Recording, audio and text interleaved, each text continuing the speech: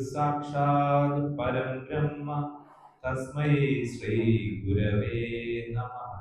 ഓം ശാന്തി ശാന്തി ശാന്തി.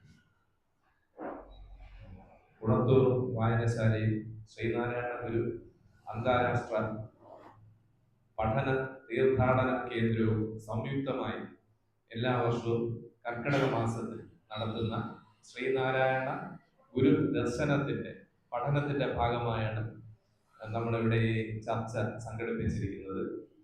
കഴിഞ്ഞ വർഷവും ഇതേ സമയത്ത്, കഴിഞ്ഞ വർഷം എനിക്ക് തോന്നുന്നു ഞാൻ എടുത്തത് ഗുരുവിന്റെ ധർമ്മ എന്നുള്ള 4 വരികളുള്ള ഒരു ചെറിയ കൃതിയായിരുന്നു.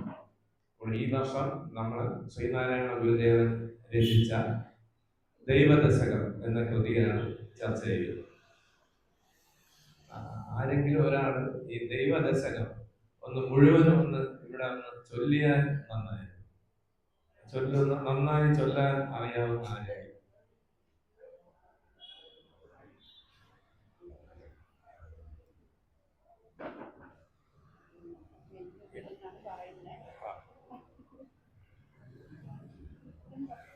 അവിടെ നിന്ന്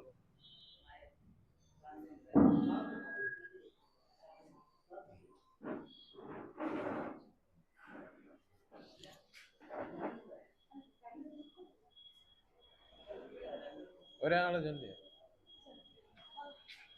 ചൊല്ലിയ മൈക്ക് താഴ്ത്തി.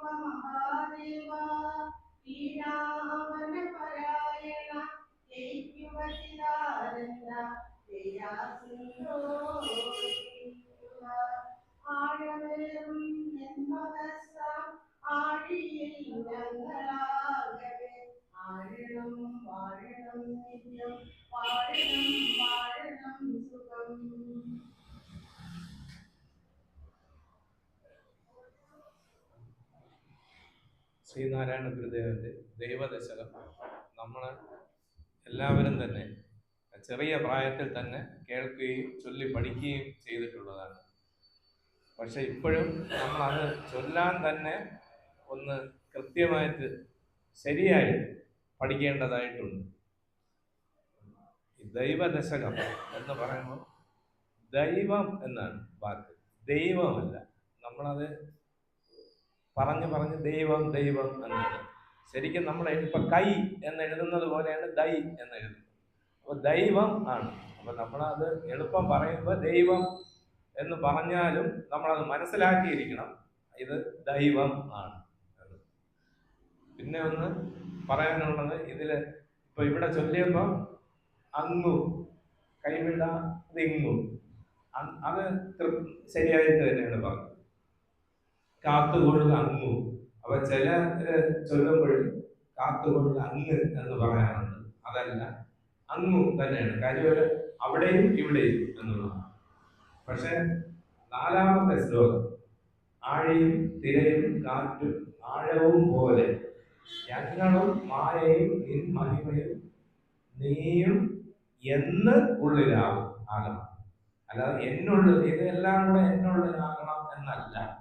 അത് അങ്ങനെ വരാൻ കാരണം അവിടെ രണ്ട് കാര്യങ്ങൾ തമ്മിൽ സാദൃശ്യം പറഞ്ഞിരിക്കുക പോലെ, ഉപമേ. അപ്പൊ അതുപോലെയാണ് ഇത് എന്ന് അറിയാൻ കഴിയണം. അപ്പൊ എന്ന് ഉള്ളിലാകണം. പിന്നെ സായുജ്യമാണ്, സായുജ്യമല്ല. അത് എനിക്ക് തോന്നുന്നു ശരിയായിട്ടാണ് ചൊല്ലിയതെന്ന് തോന്നുന്നു. സായുജ്യം, രണ്ട് വാക്കിന്റെ അർത്ഥം ഒന്ന് തന്നെയാണ്. പക്ഷെ നമ്മളിവിടെ പറയുമ്പോൾ സായുജ്യം ആണ് ഗുരു ഉപയോഗിച്ചത്. ഈ ദൈവദശകം 10 ശ്ലോകങ്ങളുള്ള പച്ച മലയാളത്തിൽ എഴുതിയത് ചെറിയ കൃതിയാണ്. അനുഷ്ഠുപ് വൃത്തത്തിൽ, അതായത് ഒരു വരിയിൽ 8 അക്ഷരങ്ങളാണ്. ഒരു ശ്ലോകത്തിൽ 4 വരിയാകുമ്പോൾ 32 അക്ഷരങ്ങൾ. അങ്ങനെ 10 ശ്ലോകങ്ങളാകുമ്പോൾ 320 അക്ഷരങ്ങളാണ് ഈ ചെറിയ കൃതിയിൽ വരുന്നത്. അപ്പൊ ഇത് ഒരിക്കൽ ശിവഗിരി കുന്നശ്ശേരി നീലകണ്ഠ ശർമ്മ എന്ന് പറയുന്ന വലിയൊരു സംസ്കൃത പണ്ഡിതൻ, അദ്ദേഹത്തിന്റെ പേരിൽ ഇപ്പോൾ സംസ്കൃത കോളേജൊക്കെ ഉണ്ട്. കവി പി കുഞ്ഞിരാമൻ നായരുടെ ഒക്കെ ഗുരുവായിരുന്നു കുന്നശ്ശേരി നീലകണ്ഠ ശർമ്മ. അദ്ദേഹം മിക്കവാറും ഗുരുദേവനെ കാണാൻ ശിവഗിരി വരുമായിരുന്നു.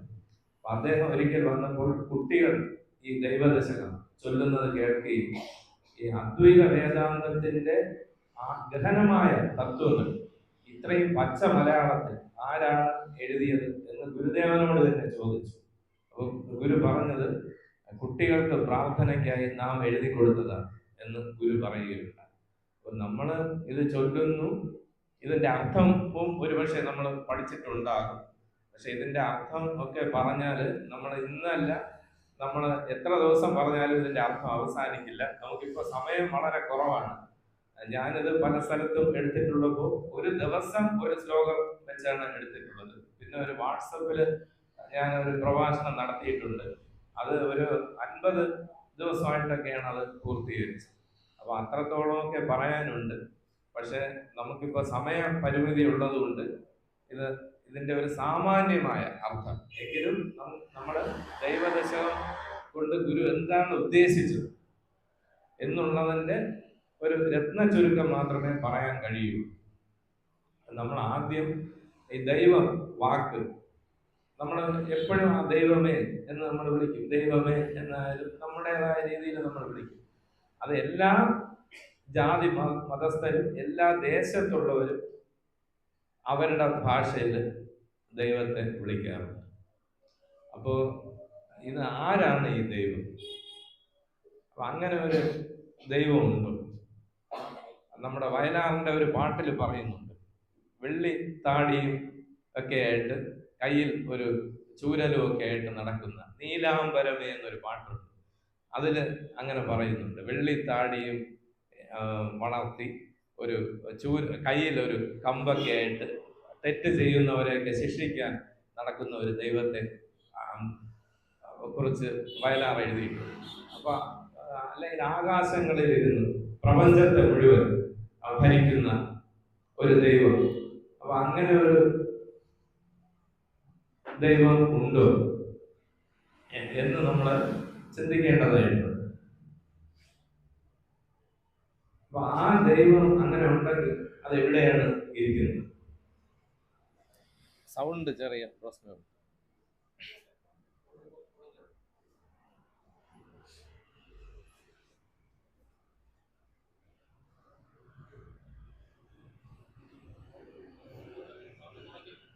കുറച്ചുണ്ട്.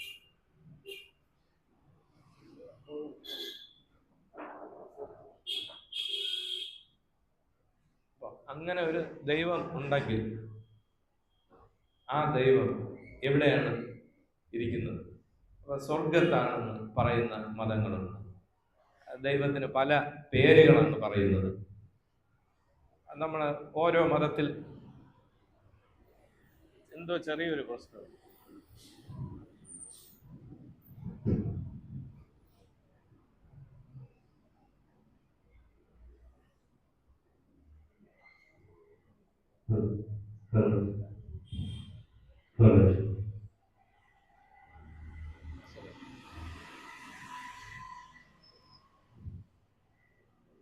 അങ്ങനെ ഒരു ദൈവം ഇരുന്ന് ഈ പ്രപഞ്ചത്തെ മുഴുവൻ രക്ഷിക്കുകയും സംരക്ഷിക്കുകയും ശിക്ഷിക്കുകയും ഒക്കെ ചെയ്യുന്ന ഒരു ദൈവമുണ്ടോ? നമ്മള് ഇപ്പോൾ വിവിധ മതങ്ങളുണ്ട്, വിവിധ വിശ്വാസങ്ങളുണ്ട്. ദൈവത്തെ ഓരോ ഭാഷയിലാണ്.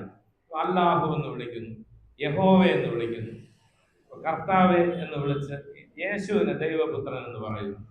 നമ്മുടെ ഭാരതത്തിലേക്ക് വന്നാൽ നമ്മൾ പറയും 33 ദേവതമാർ. അപ്പൊ അത് മനസ്സിലാക്കേണ്ടത് 33 ദേവതമാരാണ്, ദൈവമല്ല.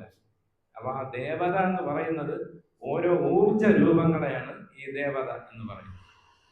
ഗുരു തന്നെ പറഞ്ഞിട്ടുണ്ട്, അറിവിന് ശക്തി അനന്തമുണ്ട് എന്ന് ഗുരു തന്നെ പറയുന്നുണ്ട്. ഈ അറിവെന്ന് പറയുന്നതാണ് പരമസത്യം. അതിന് അനന്ത ശക്തിയുണ്ട്. അതിന്റെ അനന്ത ശക്തികളെയാണ് ഈ 33 ദേവതമാരെന്ന് പറയുന്നത്, അല്ലാതെ 33 ദൈവമല്ല.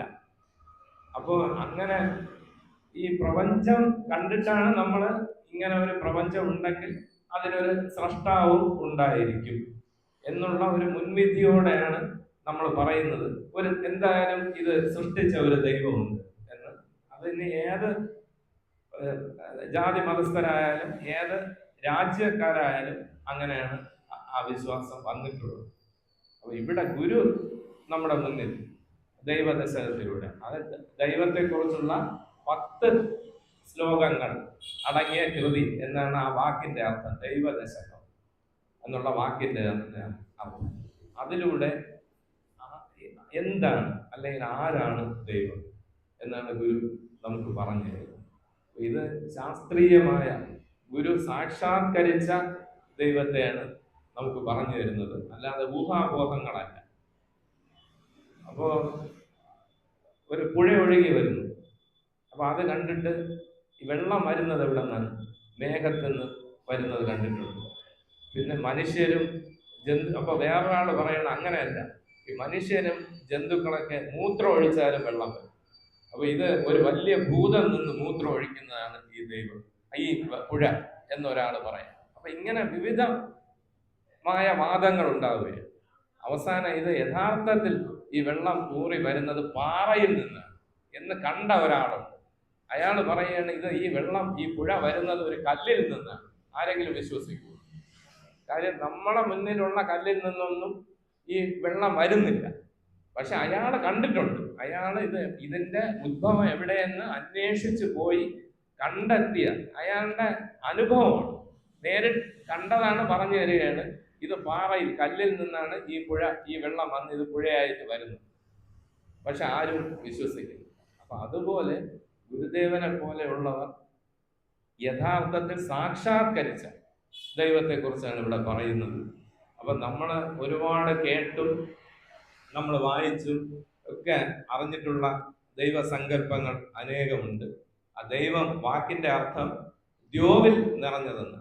ദ്യോവ് എന്ന് പറഞ്ഞാൽ ആകാശം, ഇതിൽ നിറഞ്ഞു നിൽക്കുന്നത്. അപ്പൊ ഈ ആകാശം എന്ന് പറഞ്ഞാൽ സ്പേസ്, അത് നമ്മുടെ ഉള്ളിലുമുണ്ട് പുറത്തുമുണ്ട്. അതാണ് ഗുരു അകവും പുറവും തെങ്ങും എന്ന്, ഉള്ളിലുമുണ്ട് പുറത്തുമുണ്ട്. അപ്പൊ ഇതിന് ഒരു ഗുണമുണ്ട്, ശബ്ദ ഗുണമുണ്ട് ഈ ആകാശത്തിന്. അത് അറിയണമെങ്കിൽ നമ്മുടെ രണ്ട് കാതുകളും നമ്മൾ വിരലുകൾ കൊണ്ട് അമർത്തി കഴിഞ്ഞാൽ അകത്തൊരു ഓങ്കാരം കേൾക്കാൻ കഴിയും. ഇത് തന്നെയാണ് ഔട്ട് ഓഫ് സ്പേസിൽ നമ്മൾ ശൂന്യാകാശത്തിൽ മുഴങ്ങി നിൽക്കുന്നത്.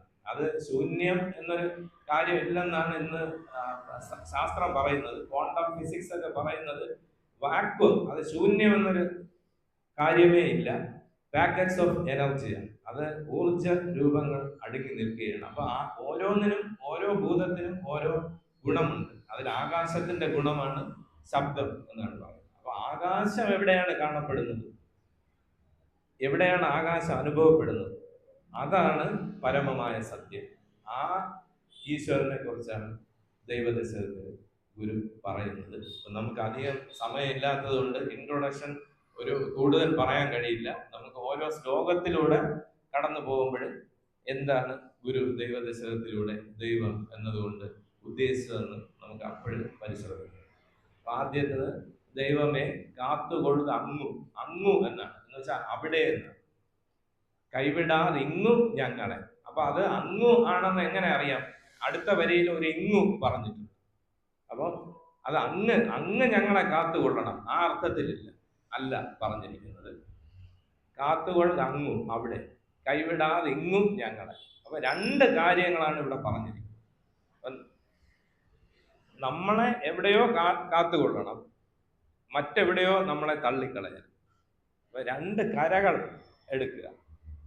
അതാണ് ഇനി ഗുരു പറയുന്നത്. നാവികൻ നീ ഭവാബ്ധിക്ക്, ഭവസാഗരം, ഈ ലോക ജീവിതം അതാണ് സംസാരം, അതിനെയാണ് ഭവം എന്ന് പറയുന്നത്. ഭവസാഗരം, ഭവാബ്ധി എന്ന് പറയുന്നത് ഭവസാഗരം, സംസാര സാഗരം എന്ന് പറയാം.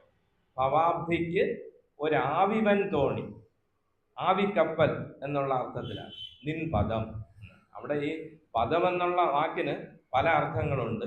നിൻ പദം, നിന്റെ നാമം എന്ന് പറയാം. നിൻ പദം, നിന്റെ കാലടികൾ എന്ന് പറയാം. നിൻ പദം, നിന്റെ നില.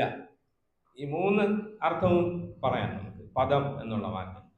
അപ്പൊ ഇവിടെ രണ്ട് കരകൾ വന്നു.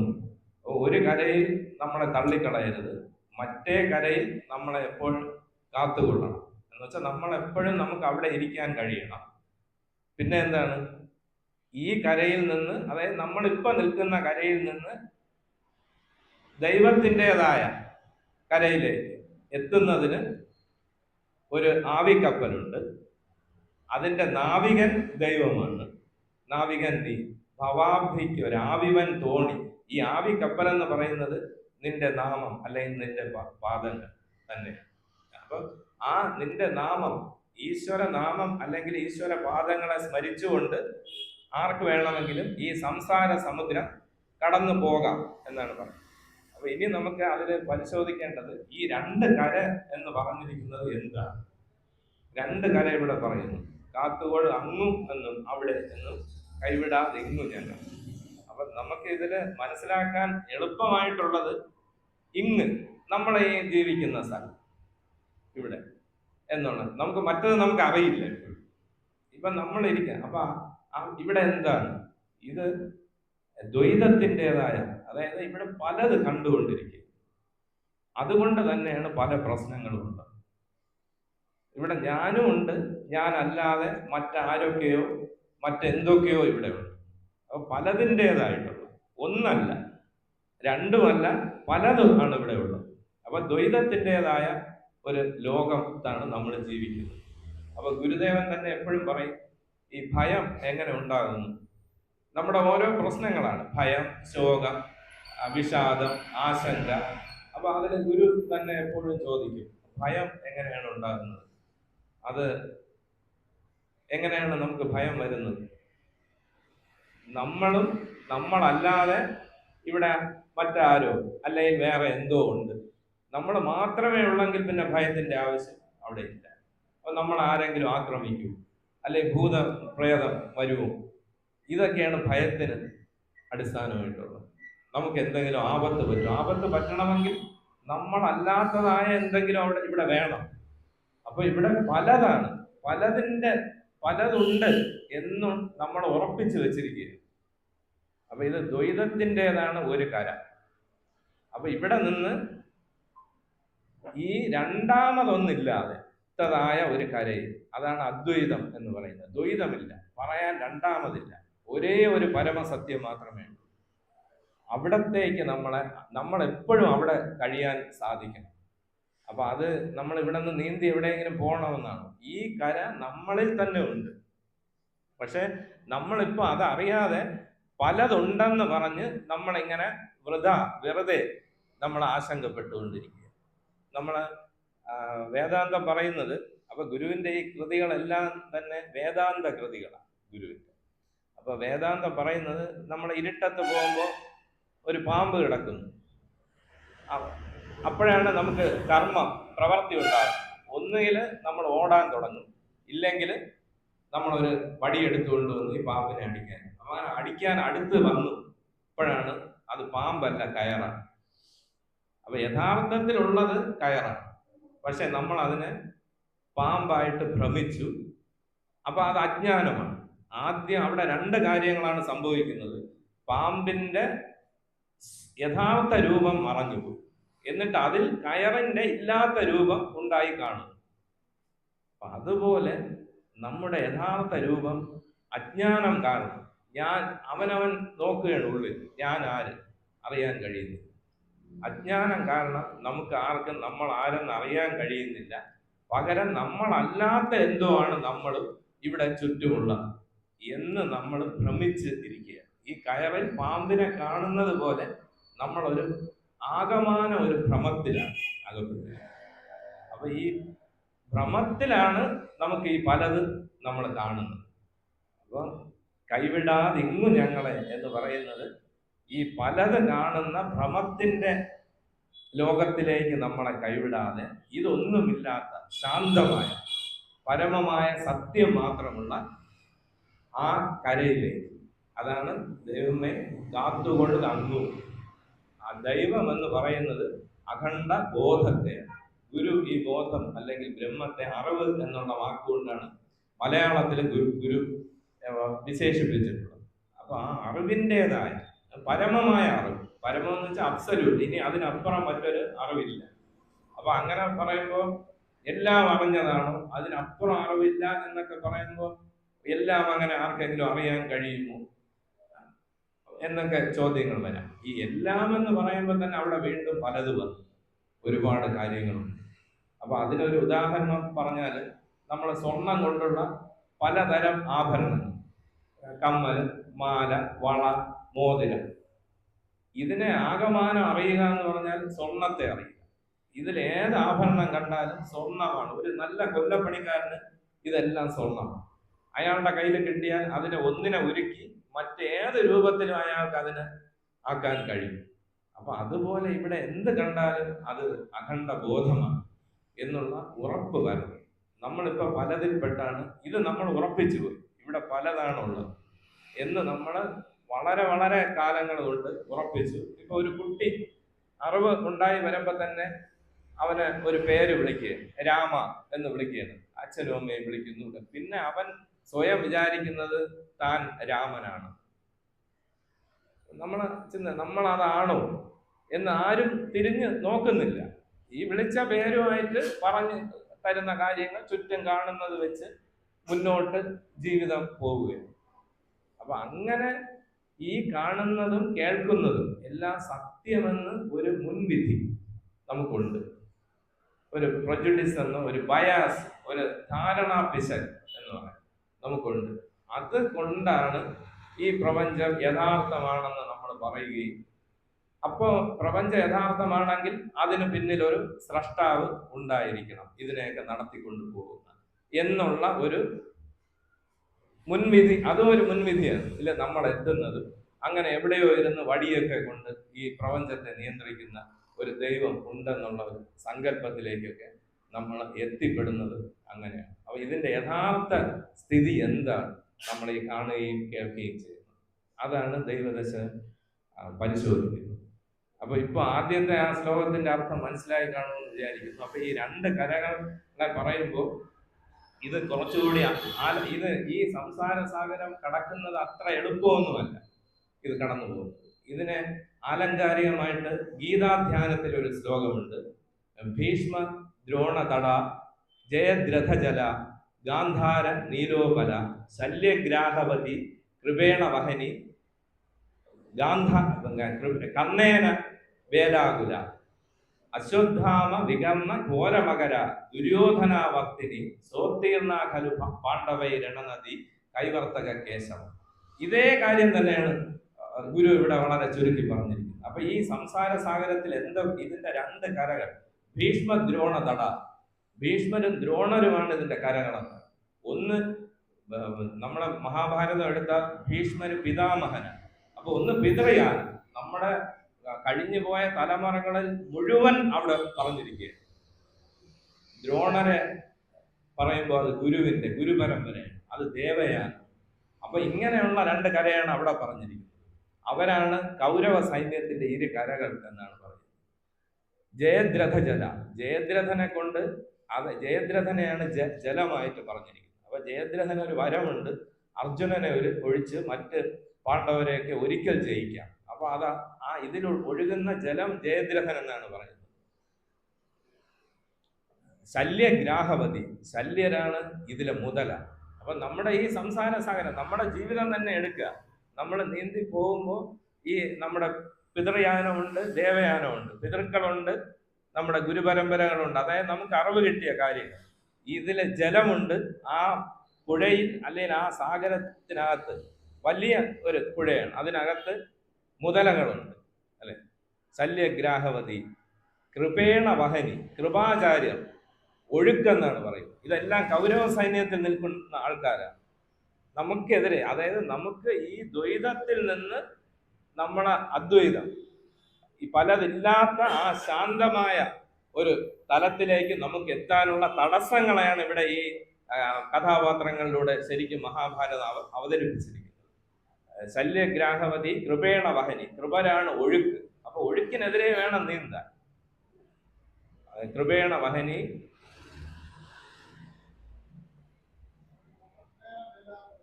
കർണേന വേലാകുല. അപ്പൊ കർണൻ ആണ് ഇതിന്റെ തിരമാല, ഇതിലിങ്ങനെ അല അടിക്കും. അപ്പൊ ആ കർണനെയും കടന്നു വേണം പോകാൻ. അശ്വത്ഥാമ വികർണ ഘോര മകര, അശ്വത്ഥാമാവും വികർണനും അതിലെ ഘോര മകര മത്സ്യങ്ങളാണ്. ഇപ്പൊ നമ്മൾ തിമിംഗലം എന്നൊക്കെ പറയും പോലെ അതിനെയും നമ്മൾ കടന്നു പോകണം. ഇതൊക്കെ നമ്മുടെ ജീവിതത്തിൽ വരുന്ന ഓരോ കാര്യങ്ങളാണ്. ദുര്യോധന വർത്തിനി, ദുര്യോധനൻ ചുഴിയാണ്. ഇനി ചുഴിയുണ്ട്, അപ്പൊ ചതിയാണ്. ദുര്യോധനൻ എന്ന് പറയുമ്പോൾ ഒരു ചതിക്കുഴിയാണ് ദുര്യോധനൻ. ആ ദുര്യോധനെയും നമുക്ക് ഇത് അങ്ങനെ സാധാരണക്കാർക്ക് ആർക്കും കടക്കാൻ സാധിക്കില്ല. ഇപ്പൊ ദ്രോണരെയും ഭീഷ്മരെയും ഒന്നും ദേവന്മാർക്ക് പോലും ജയിക്കാൻ സാധിക്കില്ല എന്നാണ് പറയുന്നത്. ഇപ്പൊ അർജുനനല്ല, ഭീമനല്ല, ആരുണ്ടെങ്കിലും ഇപ്പൊ ആയുധമേന്തിയ ഭീഷ്മാചാര്യരെ ജയിക്കാൻ പരശുരാമന് പോലും സാധിക്കില്ല. അതുപോലെ ദ്രോണാചാര്യർ ആയുധമേന്തി നിൽക്കുമ്പോൾ ജയിക്കാൻ ലോകത്തന്ന് ആർക്കും സാധ്യമല്ല. അപ്പൊ ഇതൊക്കെ നമ്മളെ ഈ ദ്വൈതത്തിൽ നിന്ന് നമ്മളെ ഈ ശാന്തി കിട്ടുന്ന അദ്വൈതത്തിലേക്ക്, ആ നിലയിലേക്ക് നമ്മൾ പോകുമ്പോഴുള്ള തടസ്സങ്ങളാണ്. ഇതിനെ പിന്നെ എങ്ങനെ നമുക്ക് അവിടെയാണ് ഗുരു പറഞ്ഞത്, നാവികൻ നീ ഭവാബ്ധിക്ക് ഒരു ആവിവൻ തോണി നിൻപത. അത് ഈ ശ്ലോകത്തില് സോത്തീർണ ഖലു പാണ്ഡവൈ രണനദി, ഈ യുദ്ധമാകുന്ന നദി കടക്കാൻ പാണ്ഡവരെ സഹായിച്ചത് കൈവർത്തക കേശവ. അവിടെ മുക്കുവനായ കേശവൻ എന്നാണ് അവിടെ പറഞ്ഞത്. അങ്ങനെ പറയാൻ കാരണമുണ്ട്, ഒരേ അവതാരം രണ്ട് അവതാരം ഒരേ സമയം ഉണ്ടായിരുന്നെന്നാണ് പറയുന്നത്. ഒന്ന് വ്യാസൻ മുക്കുവ സ്ത്രീയുടെ മകനാണ്, മറ്റൊന്ന് ശ്രീകൃഷ്ണൻ. അപ്പൊ രണ്ടുപേരെയും ഒരുമിച്ചാണ് ഈ ശ്ലോകത്തിൽ പറയുന്നത്, കൈവർത്തക കേശവ. ഇവിടെയും ഗുരു അത് തന്നെ പറയുന്നു. ഇത് ഈ നദി സംസാര ഭവാബ്ദി കടന്നു പോകണമെങ്കിൽ എന്താണ്? ആ നാവികൻ നീ ഭവാബ്ദിക്കൊരാവിവൻ തോണി നിൻപത. അപ്പൊ ഈശ്വര സ്മരണയോടുകൂടി, ഈശ്വര സ്മരണ എന്ന് വെച്ചാൽ നിരന്തരം ഈ ദ്വൈതം ഭ്രമമാണ്, ഈ കാണുന്ന സർവവും ബോധമാണ്, അല്ലെ അഖണ്ഡ ബോധമാണ്, ബ്രഹ്മമാണ് എന്ന് ഉറപ്പിക്കുക. നമ്മുടെ ഭാഷാപിതാവ് എഴുത്തച്ഛൻ ഹരിനാമ കീർത്തനത്തിൽ പറയുന്നുണ്ട്, യാതൊന്നു കാൺമതത് നാരായണ പ്രതിമ, യാതൊന്നു കേൾപ്പതത് നാരായണ ശ്രുതികൾ, യാതൊന്നു ചെയ്വതത് നാരായണാർച്ചനകൾ, യാതൊന്ന് അതൊക്കെ ഹരി നാരായണായ. അപ്പോൾ നമ്മൾ എന്ത് കണ്ടാലും എന്ത് കേട്ടാലും നമ്മൾ എന്ത് ചെയ്താലും അതെല്ലാം ഈ പരമസത്യം അല്ല. നമുക്ക് പരമസത്യം എന്തെന്നറിയില്ലെങ്കിൽ ഒരു ഈശ്വര രൂപത്തെ നമുക്ക് തൽക്കാലം അംഗീകരിച്ചുകൊണ്ട് അവരവർക്ക് ഇഷ്ടമുള്ള, അപ്പൊ അങ്ങനെ അംഗീകരിക്കുമ്പോൾ മനസ്സിലാക്കണം, ഇത് മറ്റൊരാള് വേറൊരു നാമരൂപമാണ് ഈശ്വരനായിട്ട് അംഗീകരിച്ചെങ്കിലും ഞാൻ അംഗീകരിച്ചതും അതും എല്ലാം ബോധമാണ്. അല്ലാതെ ഈ ഈശ്വര രൂപം ശിവനാണ് വലുത്, വിഷ്ണുവാണ്. ഭാരതത്തിൽ ഏറ്റവും സംഘടന നടന്നിട്ടുള്ളത് ശൈവരും വൈഷ്ണവരും തമ്മിലാണ്. അപ്പോൾ ഇന്ന് വർഗീയ സംഘർഷങ്ങൾ വളരെ നടക്കുന്നുണ്ട്. നമ്മൾ ഈ വാർത്തകൾ ഇന്നത്തെ കാലത്ത് കേൾക്കുകയാണ്. അങ്ങനെ ഒരു ദൈവത്തിന്റെ പേരിലും ഇനി അങ്ങനെ ഒരു അടി ഉണ്ടാകരുത്. അപ്പൊ അങ്ങനെയല്ല ഈ ശാസ്ത്രീയ ഈശ്വരനെ ഗ്രഹിക്കേണ്ടത്. ഇതെല്ലാം അഖണ്ഡ ബോധമാണ്. അഖണ്ഡ ബോധത്തിലെ ആ നാമരൂപങ്ങളെ അതിൽ നമുക്ക് ഏതെങ്കിലും അംഗീകരിക്കാം. കാരണം മനസ്സിന് ചിലപ്പോൾ ഈ ബോധത്തെ മനസ്സിന് ഒരിക്കലും ഉൾക്കൊള്ളാൻ കഴിയില്ല. അപ്പൊ ഇപ്പൊ നമ്മൾ നിൽക്കുന്ന തലത്തിൽ ഒരു നാമരൂപം അംഗീകരിച്ചുകൊണ്ട് വേണമെങ്കിൽ മുന്നേറാം. ഇതാണ് അപ്പൊ ഒന്നാമത്തെ ശ്ലോകത്തിന്റെ സാമാന്യമായ ഒരു അർത്ഥം വരുന്നത്. ഇത് ശരിക്കും ഗ്രഹിച്ചാലേ നമുക്ക് ഇനി മുന്നോട്ട് പോകാൻ കഴിയുകയുള്ളൂ. അപ്പൊ അടുത്ത ശ്ലോകം വരുന്നത് ഒന്നൊന്നാ എണ്ണി എണ്ണി തൊട്ടെണ്ണും പൊരുളൊടുങ്ങിയാൽ നിന്നിടും ദൃക്കുപോലുള്ള നിന്നിൽ അസ്പന്ദമായ. അപ്പൊ ഇവിടെ ഗുരു ഒരു എണ്ണലിലേക്കാണ് പോകുന്നത്. ഒന്നൊന്നാ എണ്ണാൻ പറയും.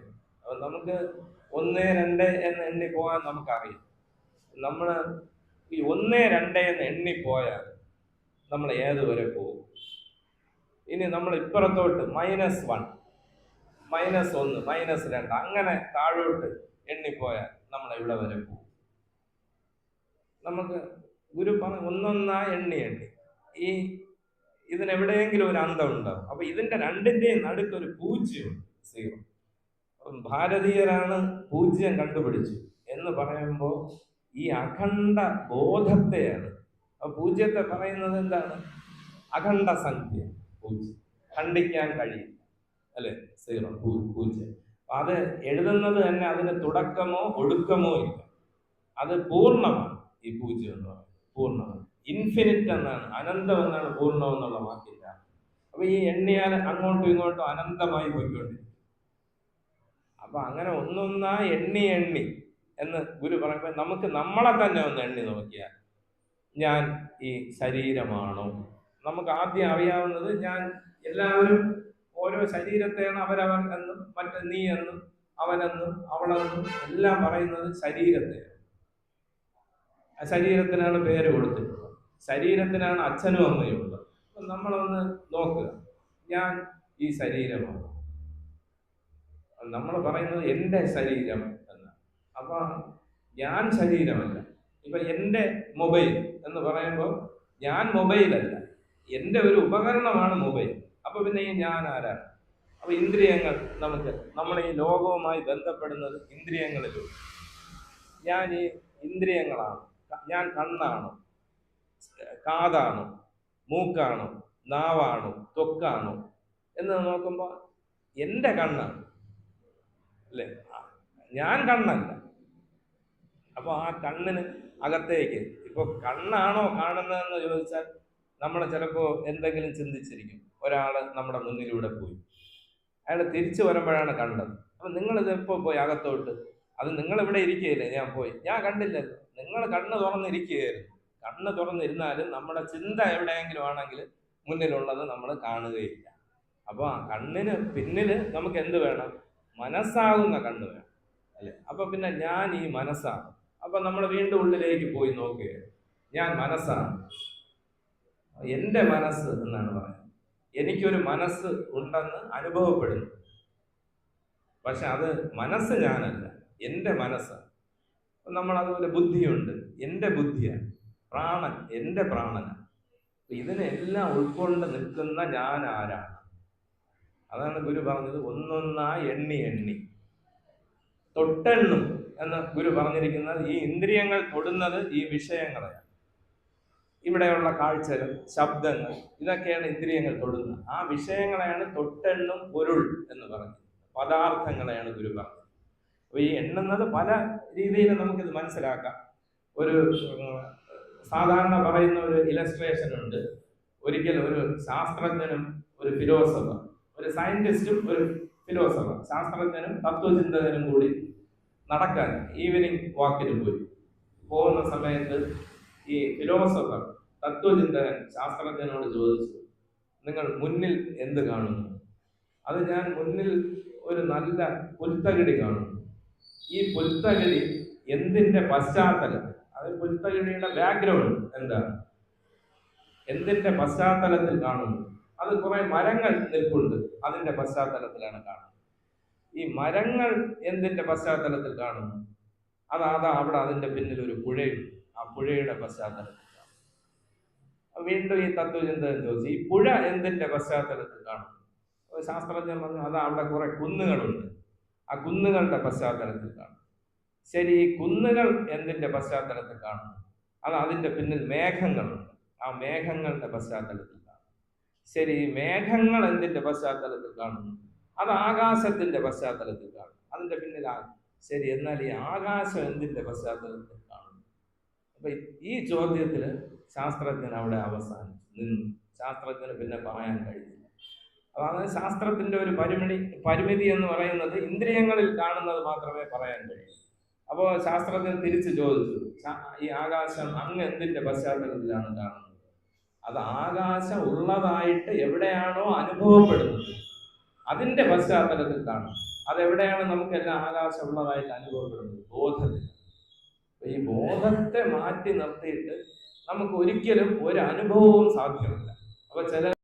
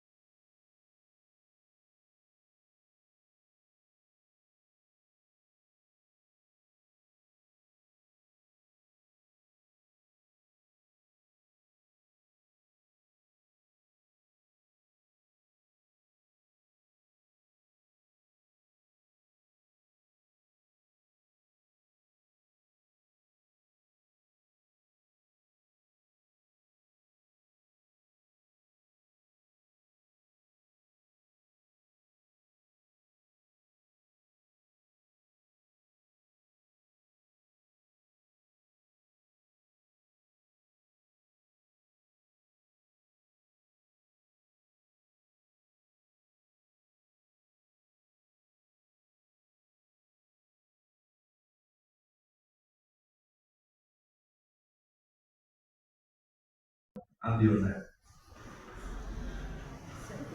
വിശപ്പ്. അപ്പൊ എന്ത് കഴിച്ച ആ വിശപ്പ് അടക്കി?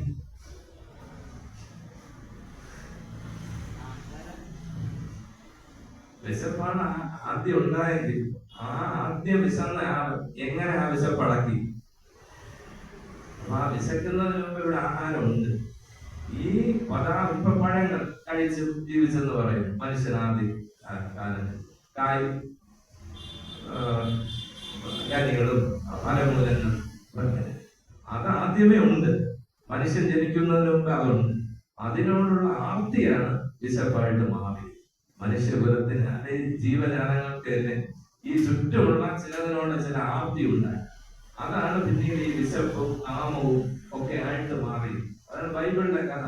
ആ കനി ഭക്ഷിക്കരുത്, പക്ഷെ സാത്താൻ പ്രേരിപ്പിച്ചു. അതിനോടുള്ള കാമം, ലിബിഡോ എന്ന് പറയുന്ന സർപ്പം. ലിബിഡോ എന്ന് മനഃശാസ്ത്രത്തിൽ പറയുന്നത് ഈ കാമത്തെ. അപ്പൊ ആ കനി എന്ന് ഉദ്ദേശിച്ചത് ഇവിടെ ഒരുപക്ഷെ സെക്സ്, ലൈംഗികതയാണ്. അപ്പൊ അതിനോട് ഒരു ആർത്തി തോന്നി, കാമം എന്നുള്ള വികാരം അതോടുകൂടി മനുഷ്യനിലുണ്ടാകും എന്ന് പ്രതീകാത്മകമായിട്ട് ബൈബിളിൽ പറഞ്ഞിരിക്കുന്നു. അപ്പൊ അതുപോലെയാണ് നമ്മൾ അപ്പൊ അങ്ങനെയുള്ള ആർത്തിയിലും കാമത്തിലും ഒന്നും പോകാതിരിക്കാനാണ് ഗുരു പറഞ്ഞത്. അന്ന വസ്ത്രാദി മുട്ടാതെ തന്നു രക്ഷിച്ചു ഞങ്ങളെ. ഇവിടെ തന്നില്ലേ, അതിനൊന്നും വേണ്ടി അധികം. ഇപ്പൊ നമ്മള് പക്ഷികളെ ഇങ്ങനെ പറയില്ല, ആകാശത്തിലെ പറവൻ വിതയ്ക്കുന്നില്ല, കൊയ്യുന്നില്ല. ഒരു ജീവജാലങ്ങളും ഈ ജീവിക്കാൻ മനുഷ്യനെ പോലെ കഷ്ടപ്പെടുന്നില്ല. വാസ്തവത്തിൽ നമ്മൾ ചുറ്റും നോക്ക്, പ്രകൃതിയിലുള്ളതാണല്ലോ ജീവിതം, നമ്മളും അതിന്റെ ഭാഗം. ഇത്രയും കഷ്ടപ്പെട്ട് ജീവിക്കുന്ന ഒരേ ഒരു സ്പീഷീസ്, ജീവി വർഗമേ ഉള്ളൂ, അത് മനുഷ്യൻ. ആഹാരം തേടുക, ആഹാരം കണ്ടെത്തുക. ഭക്ഷ്യക്ഷാമമൊക്കെ മനുഷ്യനെ സംബന്ധിച്ച് വലിയ പ്രശ്നമാണ്. ഇണയെ കണ്ടെത്തുക ഒരു ജീവി വർഗത്തിനും അതൊരു പ്രശ്നമല്ല. ഇവിടെ ഇപ്പൊ പലരും പറയുന്നത് മകൾക്ക് അല്ലെങ്കിൽ മകന് ഇത്ര വയസ്സാണ്, ഇനി നെറ്റിലും വിവാഹ ബ്യൂറോയിലും നെല്ലാളന്മാർക്ക് കൊടുക്കാൻ ഇനി ആളില്ല, ഒരു കല്യാണവും ഉറക്കില്ല. മറ്റൊരു ജീവികളെ വളരെ ലളിതമായി ഈസിയായി അവരിങ്ങനെ കണ്ടെത്തുക. മനുഷ്യന് മാത്രം എന്താണ് പ്രയാസം? ഒരു വീട് വെക്കും, ഇപ്പൊ കാക്ക കൂട് വെക്കും. മനുഷ്യന് വീട് വെക്കുമ്പോൾ ഒരു പ്രയാസം മനുഷ്യന് വേറെ, ലോണ് ശരിയാവോ, മനുഷ്യ സ്ഥലം വാങ്ങിക്കണം. മനുഷ്യൻ മാത്രമേ ഈ കാര്യങ്ങൾ ഇത്രയും പ്രയാസപ്പെടുന്നു. ഇത് മുന്നിൽ കണ്ടിട്ടാണ് ഗുരു പറഞ്ഞത്, അന്ന വസ്ത്രാദി മുട്ടാതെ തന്നു രക്ഷിച്ചു ഞങ്ങൾ. ഇപ്പോഴേ തന്നിരിക്കും. ഇത് ചുറ്റുമുണ്ട്. ഗുരു എപ്പോഴും പറയും, പണമില്ല എന്ന് ആരും പറയരുത്, ആത്മാർത്ഥതയുണ്ടെങ്കിൽ പണം വന്നു ചേരും. അപ്പൊ നമ്മള് ഈ പ്രാർത്ഥനകൾ ഉള്ള ഒരു രഹസ്യം കൂടിയാണ് ഗുരു ഇവിടെ പറഞ്ഞിരിക്കുന്നത്. ഈ രഹസ്യമൊക്കെ ഇപ്പോഴും ഇംഗ്ലീഷിലൊക്കെ സീക്രട്ട് എന്നൊക്കെ പറഞ്ഞ് പുസ്തകങ്ങൾ ഇറങ്ങിയിട്ടുണ്ട്. റോണ്ട ബേൺ എന്ന് പറഞ്ഞ ലേഡി എഴുതിയതാണ് സീക്രട്ട്. പിന്നെ പവർ ഓഫ് സബ്കോൺഷ്യസ് മൈൻഡ് എന്ന് പറഞ്ഞിട്ട് ജോസഫ് മർഫിയുടെ, അതിലൊക്കെ പറയുന്ന അതിന്റെ ഒരു മർമ്മമാണ് ഗുരു പറഞ്ഞിരിക്കുന്നത്. അപ്പൊ ഒരാള് ദരിദ്രനാണ്, അയാൾക്ക് ധനം വേണം. അപ്പൊ എനിക്ക് പണം വേണം, പണം വേണം എന്നാണ് എനിക്കൊരു പ്രാർത്ഥന. അങ്ങനെ പ്രാർത്ഥിച്ചാൽ ഇയാൾ എന്ന് ദരിദ്രനായിട്ട് തുടരും. അതാണ് നിയമം. കാരണം നമ്മൾ എന്ത് ധ്യാനിക്കുന്നുവോ, അപ്പൊ ഈ നമ്മളെന്ന് പറയുന്നത് ആരാണ്? ഈ പ്രപഞ്ചത്തിനെ മുഴുവൻ പ്രകാശിപ്പിച്ച് നിൽക്കുന്ന അഖണ്ഡ ബോധമാണ് നമ്മൾ. അപ്പൊ ആ ബോധത്തിൽ ഇവിടെ ഈ സൂര്യനെ ഉണ്ടാക്കി നിർത്തിയിരിക്കുന്നത് ഈ ബോധമാണ്. അപ്പൊ അത്രയും പവറാണ്. അപ്പൊ നമ്മൾ എന്ത് ധ്യാനിക്കുവോ, എന്ത് സങ്കല്പിക്കുവോ, അത് നമ്മുടെ മുന്നിൽ. അപ്പൊ നമുക്ക് ധനം വേണം എന്ന് നമ്മൾ നിരന്തരം പറഞ്ഞാൽ നമ്മൾ എന്താണ് വാസ്തവത്തിൽ ഉറപ്പിക്കുന്നത്? ഞാനിപ്പോൾ ദരിദ്രനാണ്. അതുകൊണ്ടാണ് നമ്മൾ ധനം വേണം, എനിക്ക് പണം വേണം, എനിക്ക് പണം കിട്ടണേ, എനിക്ക് പണം. ഞാൻ വികാസ് ഭവനിലാണ് വർക്ക് ചെയ്യുന്നത്. എന്റെ ഓഫീസിന്റെ മുന്നിൽ ഹനുമാൻ ക്ഷേത്രമാണ്. അവിടെ ഒരാൾ വർഷങ്ങളായിട്ട് ഞാൻ കാണുകയാണ്, ലോട്ടറി എടുത്തിട്ട് അയാൾ കൊണ്ടുവന്ന് ഇങ്ങനെ സ്വാമിയുടെ മുന്നിൽ, ഹനുമാൻ സ്വാമിയുടെ മുന്നിൽ നിന്ന് ഈ നമ്പർ വായിച്ചിട്ട് ഇതാണ് നമ്പർ, ഈ ലോട്ടറി അടുത്തതാ ബമ്പർ, ഓണം ബമ്പർ എനിക്ക് തന്നെ അടിക്കുന്നത്, നമ്പർ വായിച്ചു എങ്കിൽ 10% ഇതെല്ലാം വർഷങ്ങളായിട്ട് ഞാൻ കണ്ടുകൊണ്ടിരിക്കുന്ന ഈ ഒരു കഴിഞ്ഞ ബമ്പറിന് മുമ്പ് അയാൾ നിൽക്കുന്നത്. അയാൾ പതുക്കെ പറയുള്ളൂ, ഞാൻ ഒരിക്കലും ഇങ്ങനെ ശ്രദ്ധിച്ചപ്പോ കേട്ടതാണ്. ഇതാണ് ഈ ലോട്ടറി വെച്ച് നോക്കുന്ന കണ്ടിട്ടാണ് ഞാൻ ശ്രദ്ധിച്ചത്.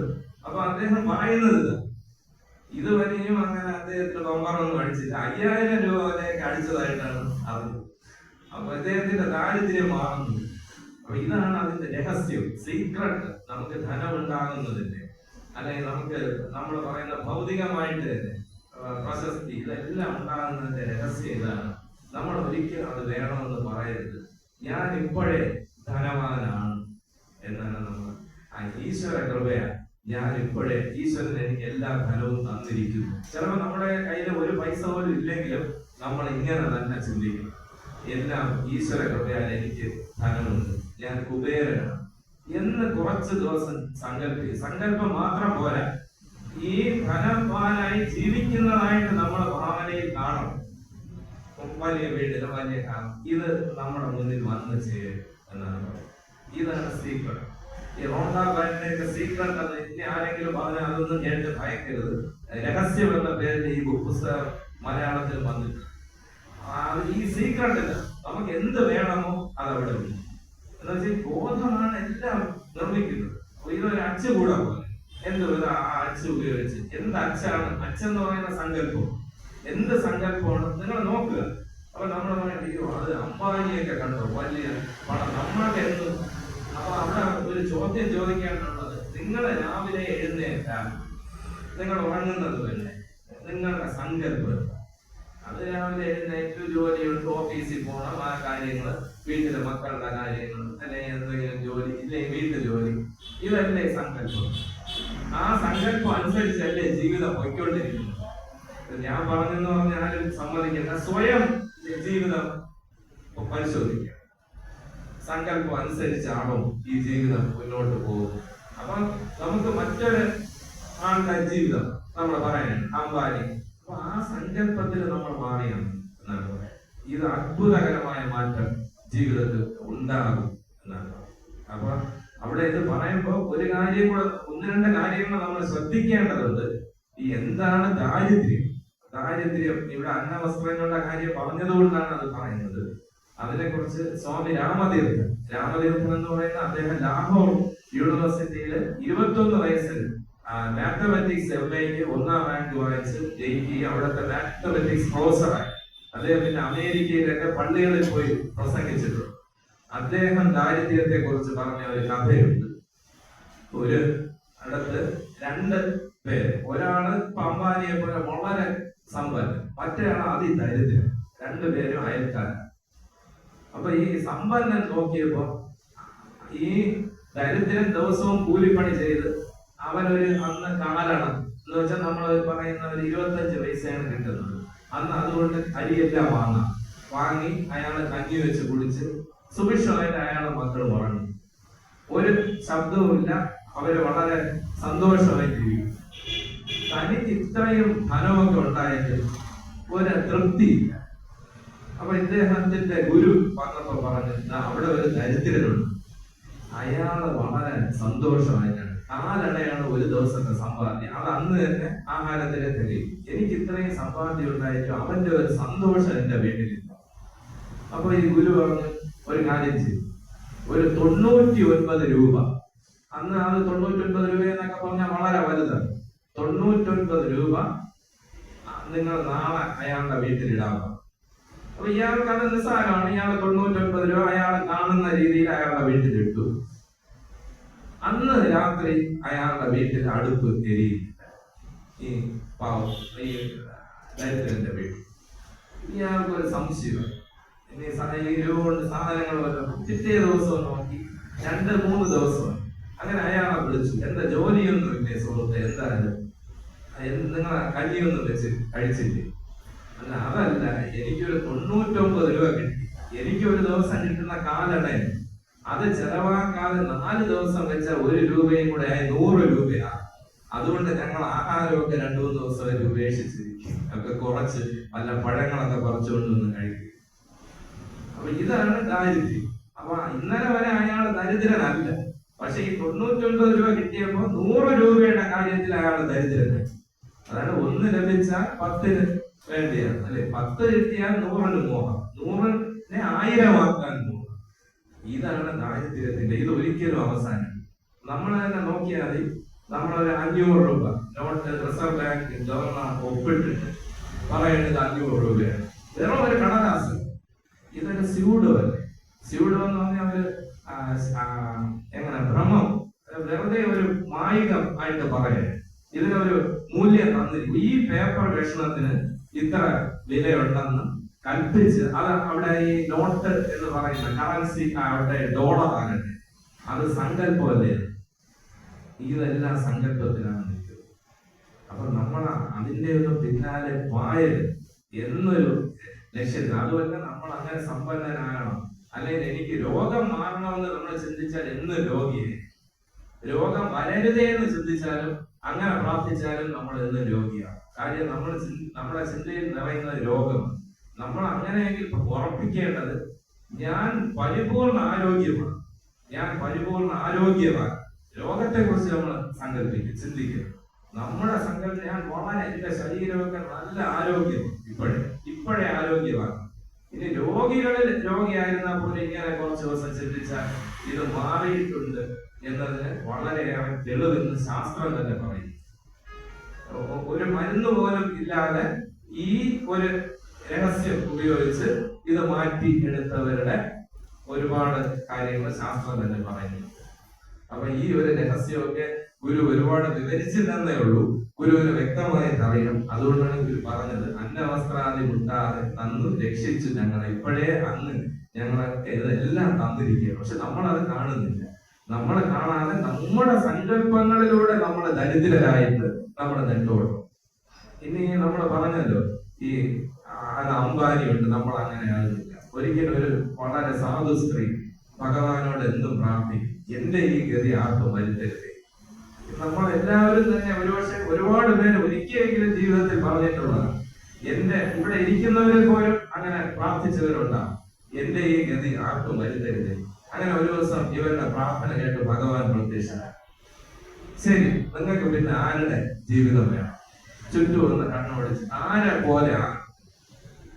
അവര് പറഞ്ഞു അതെനിക്ക് ഒരു മാസം തരണം, ഞാൻ നോക്കിയിട്ട് പറയാം. ഭഗവാൻ അനുവദിച്ചു. ഇവര് ഓരോ സ്ഥലത്ത് പോയിപ്പോ ആരുടെ ജീവിതമാണ് സന്തോഷമായിട്ടുള്ളത്.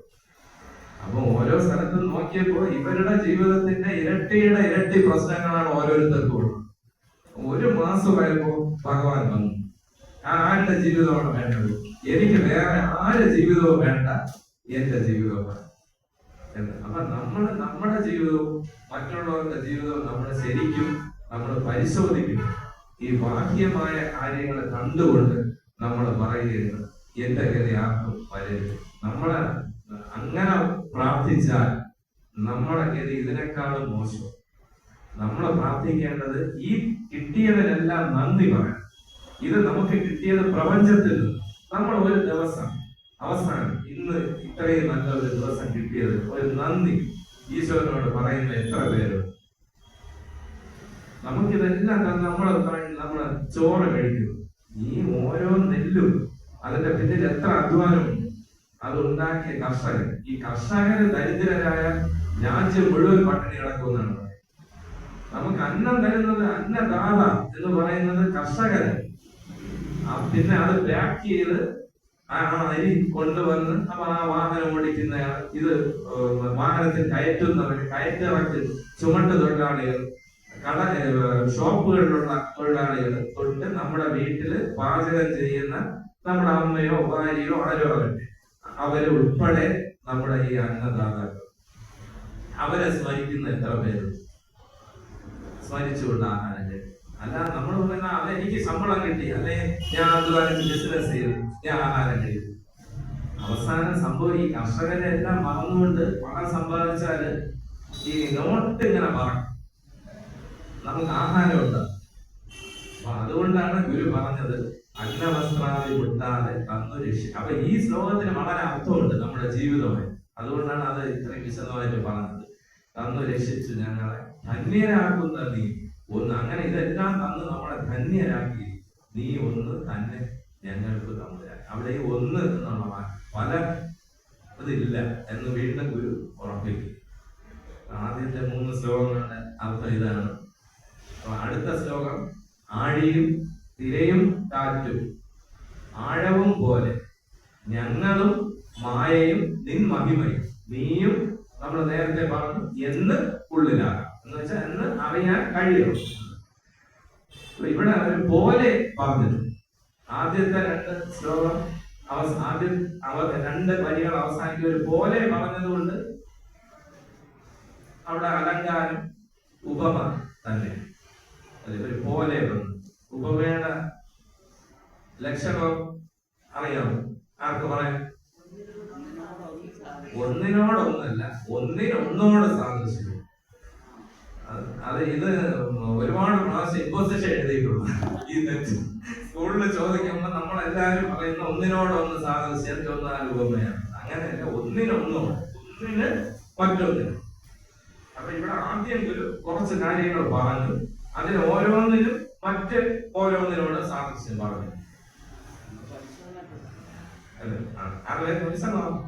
ആഴിയും തിരയും കാറ്റും ആഴം. ആഴി സമുദ്രം നമുക്കറിയാം. അതിലെ ഈ ശരിക്കും ആഴി നമ്മളതിനെ ആഴി കൂട്ടി എന്നൊക്കെ പറയും. ശബരിമല പോയ വലിയൊരു ആഴിയാണ്.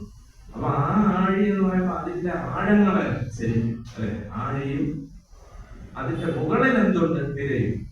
ഈ തിര വരുന്നത് എങ്ങനെയാണ്? കാറ്റ് അടിച്ച്.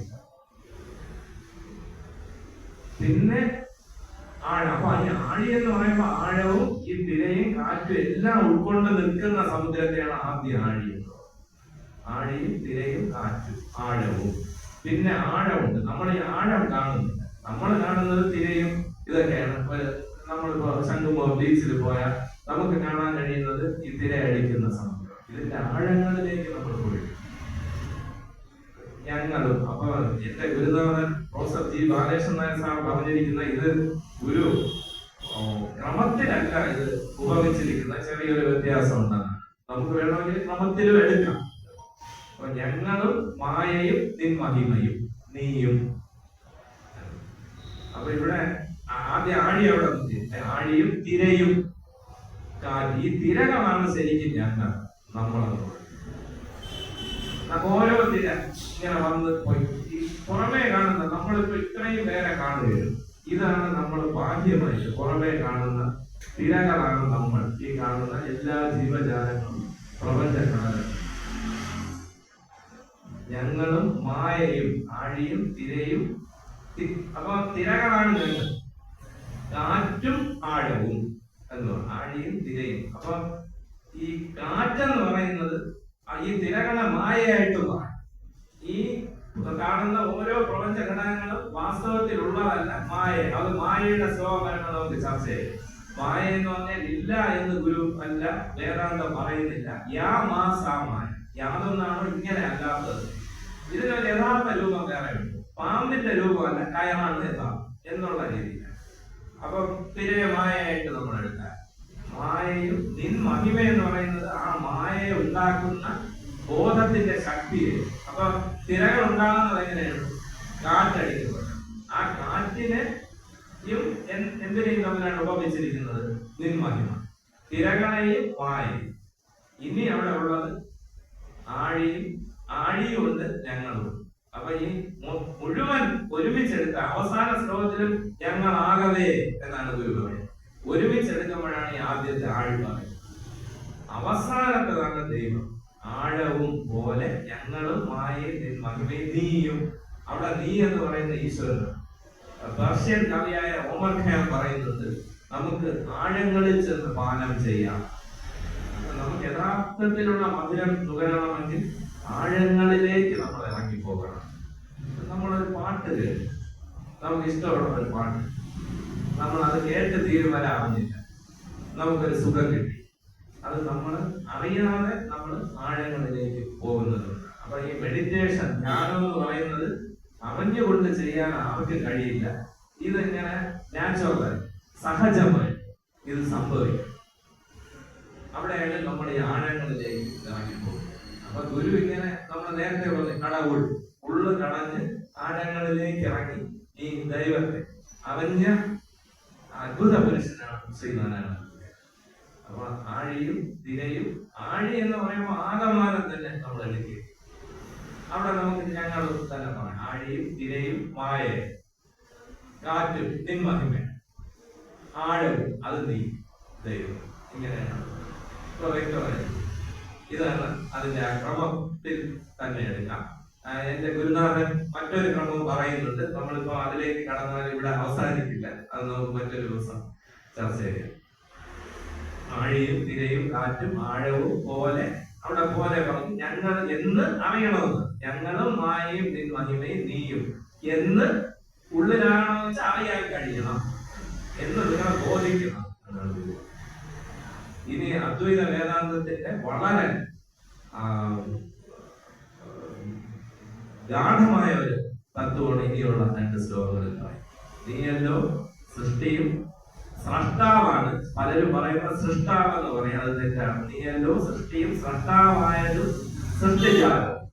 നീയല്ലോ ദൈവമേ സൃഷ്ടിക്കുള്ള സാമഗ്രികൾ. അവിടെ ആദ്യം പറഞ്ഞിരിക്കുന്ന സൃഷ്ടി എന്ന് പറയുന്ന സൃഷ്ടി കർമ്മത്തെയാണ്. സൃഷ്ടിക്കണമെങ്കിൽ കർമ്മം, ഒരു കുശവൻ ഒരു ഗുണം ഉണ്ടാക്കുന്ന ആ പ്രവൃത്തി. അപ്പൊ ആ സൃഷ്ടിയും സ്രഷ്ടാവ് ഇതിനെയൊക്കെ സൃഷ്ടിച്ചതും, സൃഷ്ടിയും സ്രഷ്ടാവായതും സൃഷ്ടിജാലവും. അതാണ് ഈ പദാർത്ഥം സൃഷ്ടിജാലം.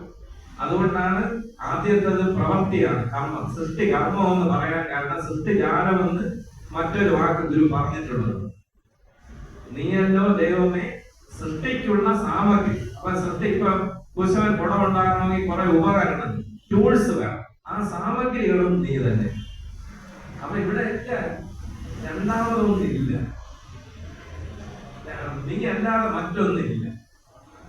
എന്ത് കണ്ടാലും അത് നേരത്തെ നമ്മൾ പറയുന്നതുപോലെ യാതൊന്ന് കാണുന്നത് നാരായണം, യാതൊന്ന് കേൾപ്പത് നാരായണ സ്തുതി, യാതൊന്ന് ചെയ്യുവത് നാരായണം. അപ്പൊ എന്റെ ഗുരുനാഥനോട് ഞാൻ ഒരിക്കൽ ചോദിച്ചു, സാർ അപ്പോ ഈ ഒരു പട്ടി കളിക്കാൻ വന്നാൽ യാതൊന്ന് ചെയ്യുവത് നാരായണ അർച്ചന എന്ത് ചെയ്യും? അത് പട്ടിയും നാരായണൻ ഒരു കല്ലെടുത്തത് അർച്ചന എന്ന് പറയുന്നത് കല്ലെറി എന്നാണ് ബാലകൃഷ്ണൻ നായർ സാർ ശ്രീനാരായണ ഗുരുദേവ കൃതികൾക്ക് ആദ്യമായിട്ട് സമ്പൂർണ്ണ വ്യാഖ്യാനം എഴുതിയ ബാലകൃഷ്ണൻ നായർ സാറാണ് എന്റെ ഗുരുനാഥൻ. എന്റെ ഒരു 16-ാമത്തെ വയസ്സ് മുതൽ ഞാൻ അദ്ദേഹവുമായിട്ട് വളരെ ഗാഢമായ ബന്ധമുണ്ടായിരുന്നു. അദ്ദേഹത്തിന്റെ പ്രഭാഷണങ്ങൾ കേൾക്കുകയും പുസ്തകം വായിക്കുകയും മാത്രമല്ല, കൂടെ ഇരുന്ന് ഒരുപാട് സംശയ നിവൃത്തി ഞാൻ വരുത്തി ഈ ദൈവദർശനത്തിൽ ഉൾപ്പെടും. അപ്പൊ അങ്ങനെ അദ്ദേഹം പറഞ്ഞു. അപ്പൊ ഏത് കർമ്മവും നമുക്ക് ഇന്ന കർമ്മം എന്നൊന്നും നമ്മൾ കഴിയുന്നതും ഈ അഹിംസ ഗുരു പറയുന്നത് ഒരു പീഡ വൃന്ദിനും വരുത്താതെ നമ്മൾ ഇരിക്കാൻ മനസ്സുകൊണ്ട് വിചാരിക്കും, അതേ സാധിക്കും. അഹിംസ ഒരിക്കലും പുറമേ നിന്നും പ്രാവർത്തികമാക്കാൻ ആർക്ക് കഴിയില്ല പൂർണ്ണമായി. നമ്മൾ നടന്നു പോകുമ്പോൾ അനേകം ചെറിയ നമുക്ക് കാണാൻ കഴിയാത്ത സൂക്ഷ്മ ജീവികൾ കൊല്ലപ്പെടുക. ഈ ജൈന മതക്കാര് ഒരു മയിൽപ്പീലി തൂത്തിട്ടാണ് നടന്നു പോകുന്നത്. കാര്യം അതുകൊണ്ട് എന്ത് പ്രയോജനം? വീണ്ടും അവർ ആ മൂടിക്കെട്ടും. കാര്യം ശ്വസിക്കുമ്പോ സൂക്ഷ്മ ജീവികൾ നശിക്കാൻ. അതുകൊണ്ടൊന്നും കാര്യമില്ല, അത് ആർക്കും സാധിക്കില്ല.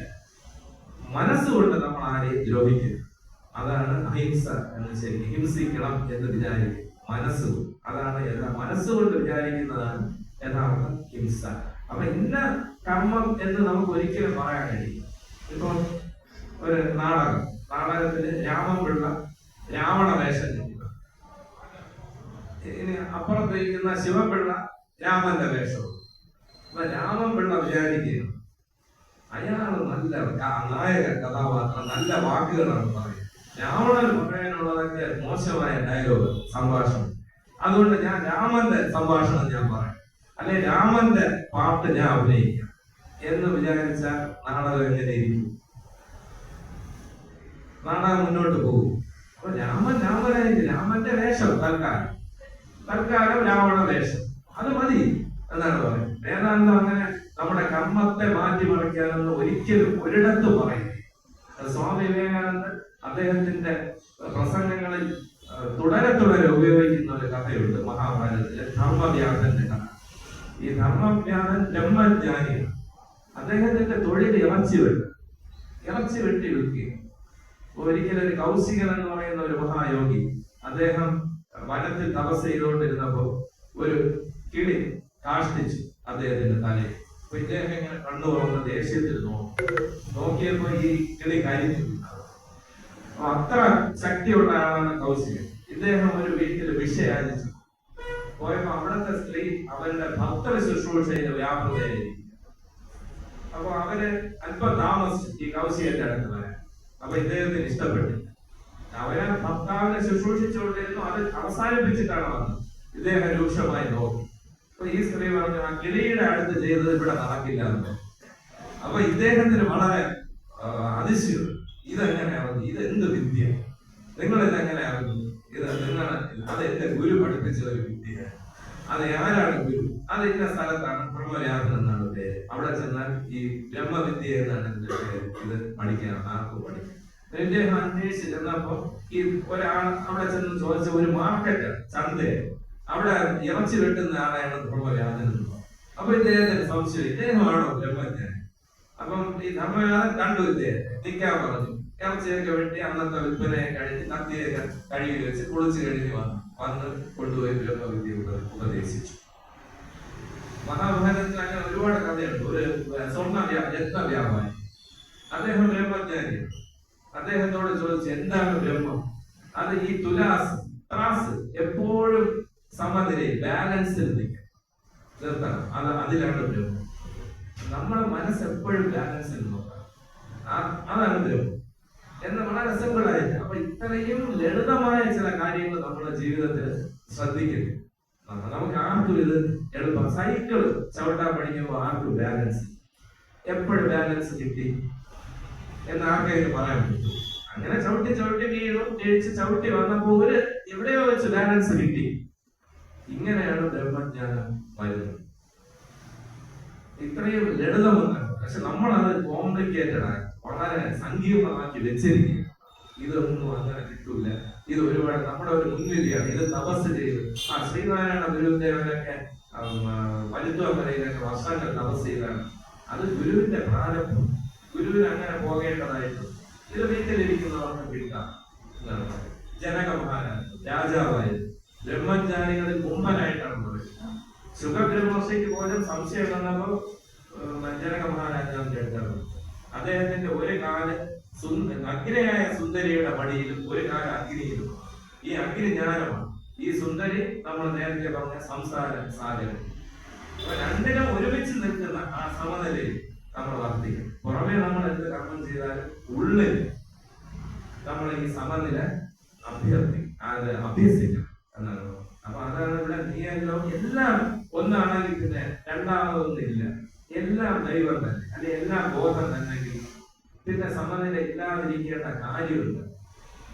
ആരും ആരെക്കാളും വലുതാവുന്നില്ല, ആരെയും സ്നേഹിക്കാറില്ല, പ്രത്യേകിച്ച് ആരെയും വെറുക്കാറില്ല. അപ്പൊ ഇത് പുറമേ വേണ്ട. അപ്പൊ എല്ലാം ബ്രഹ്മം, സർവം ബ്രഹ്മമാണ്. അപ്പൊ അവിടെ ഒന്ന് ശ്രദ്ധിക്കണം. ശ്രീരാമകൃഷ്ണ പരമഹംസന്റെ ഒരു കഥയുണ്ട്. ഒരു സന്യാസി സർവം ബ്രഹ്മമായ, എല്ലാം ബ്രഹ്മം, എല്ലാം ബ്രഹ്മം. ഇപ്പൊ ഒരു ആന വിരണ്ടു വരിക. അപ്പൊ ഈ ആനയുടെ പാപ്പ വിളിച്ചു വന്ന്, സ്വാമി ആന വിരണ്ടു വരികയാണ്. അപ്പൊ ഇദ്ദേഹം വന്ന് ആന ബ്രഹ്മം തന്നെയാണ്.